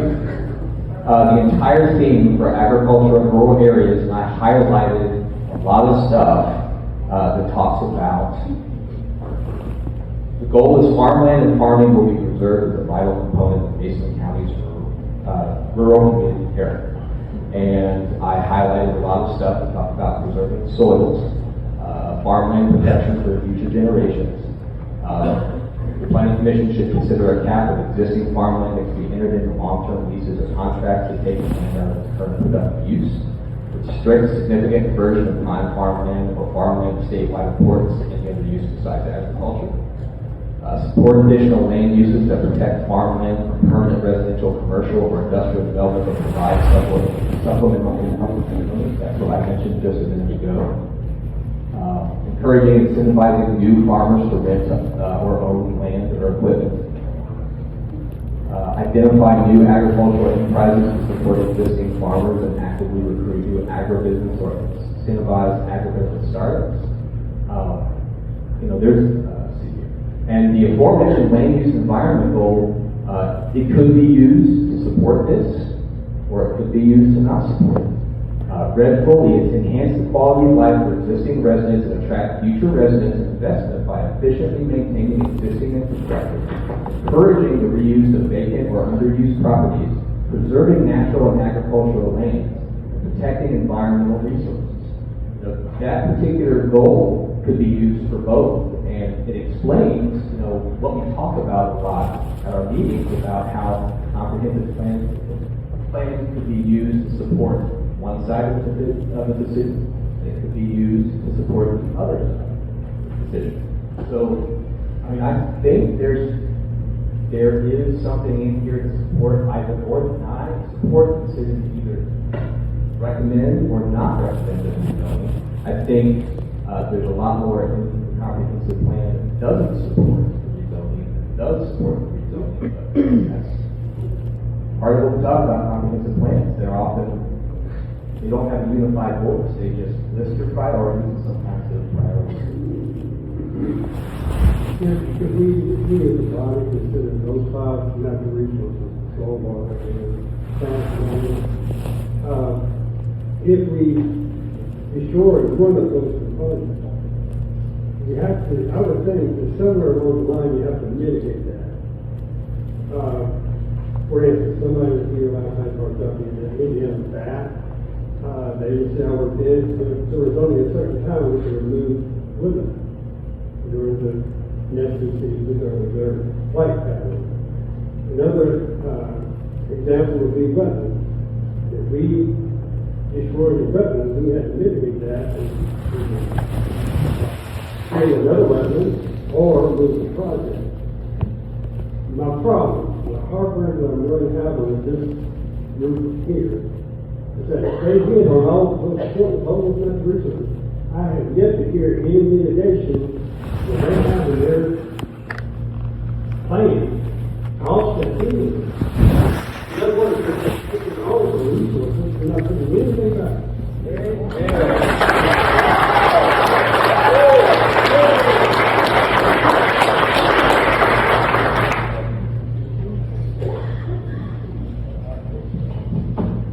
Do you have any other questions about that? Or any questions on those? Ready to go out of public hearing? You guys are ready? Are we ready? All right, I need a motion to go out of public hearing. Hold on 1 second, let me find my, All right. John, make a motion, who's second? John, Hutchins, second. All those in favor say aye.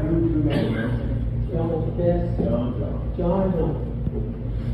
All those in favor say aye. Aye. Opposed? Okay, go back in regular session.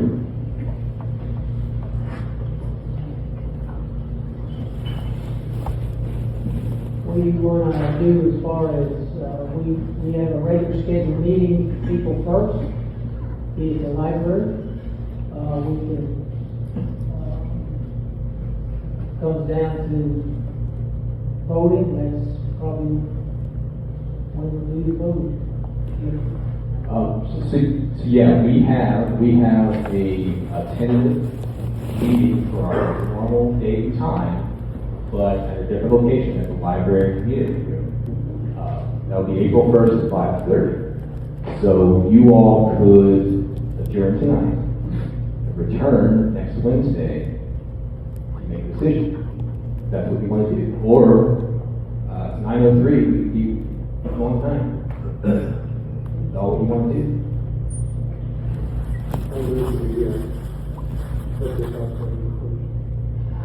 I'm sorry, I couldn't hear you. I make a motion, we delay this till April 1st. I have a motion on the floor, do I have a second? I don't know if you guys have to have a motion. Yeah, I think if you're not ready to vote, you just adjourn. Okay. Do I have a motion to adjourn? Now, keep in mind, we won't have transcripts, we'll have just the information that you had tonight. So, we have that meeting, you all think you can make a decision. Please. We have one missing, it's Michael Parker, and I would think that he needs to be, somebody needs to update him on what transpired or not. Look, he's not sure he'll even be, next week is spring break, he's not sure that he'll actually be back in time, but we've asked him to try to make every effort to do that. Kirby, I've taken copious notes, he's welcome to look at. I know you have. I have faith in you. Okay, do I have a motion to adjourn? Do I have a second? All those in favor say aye. Thank you, everybody.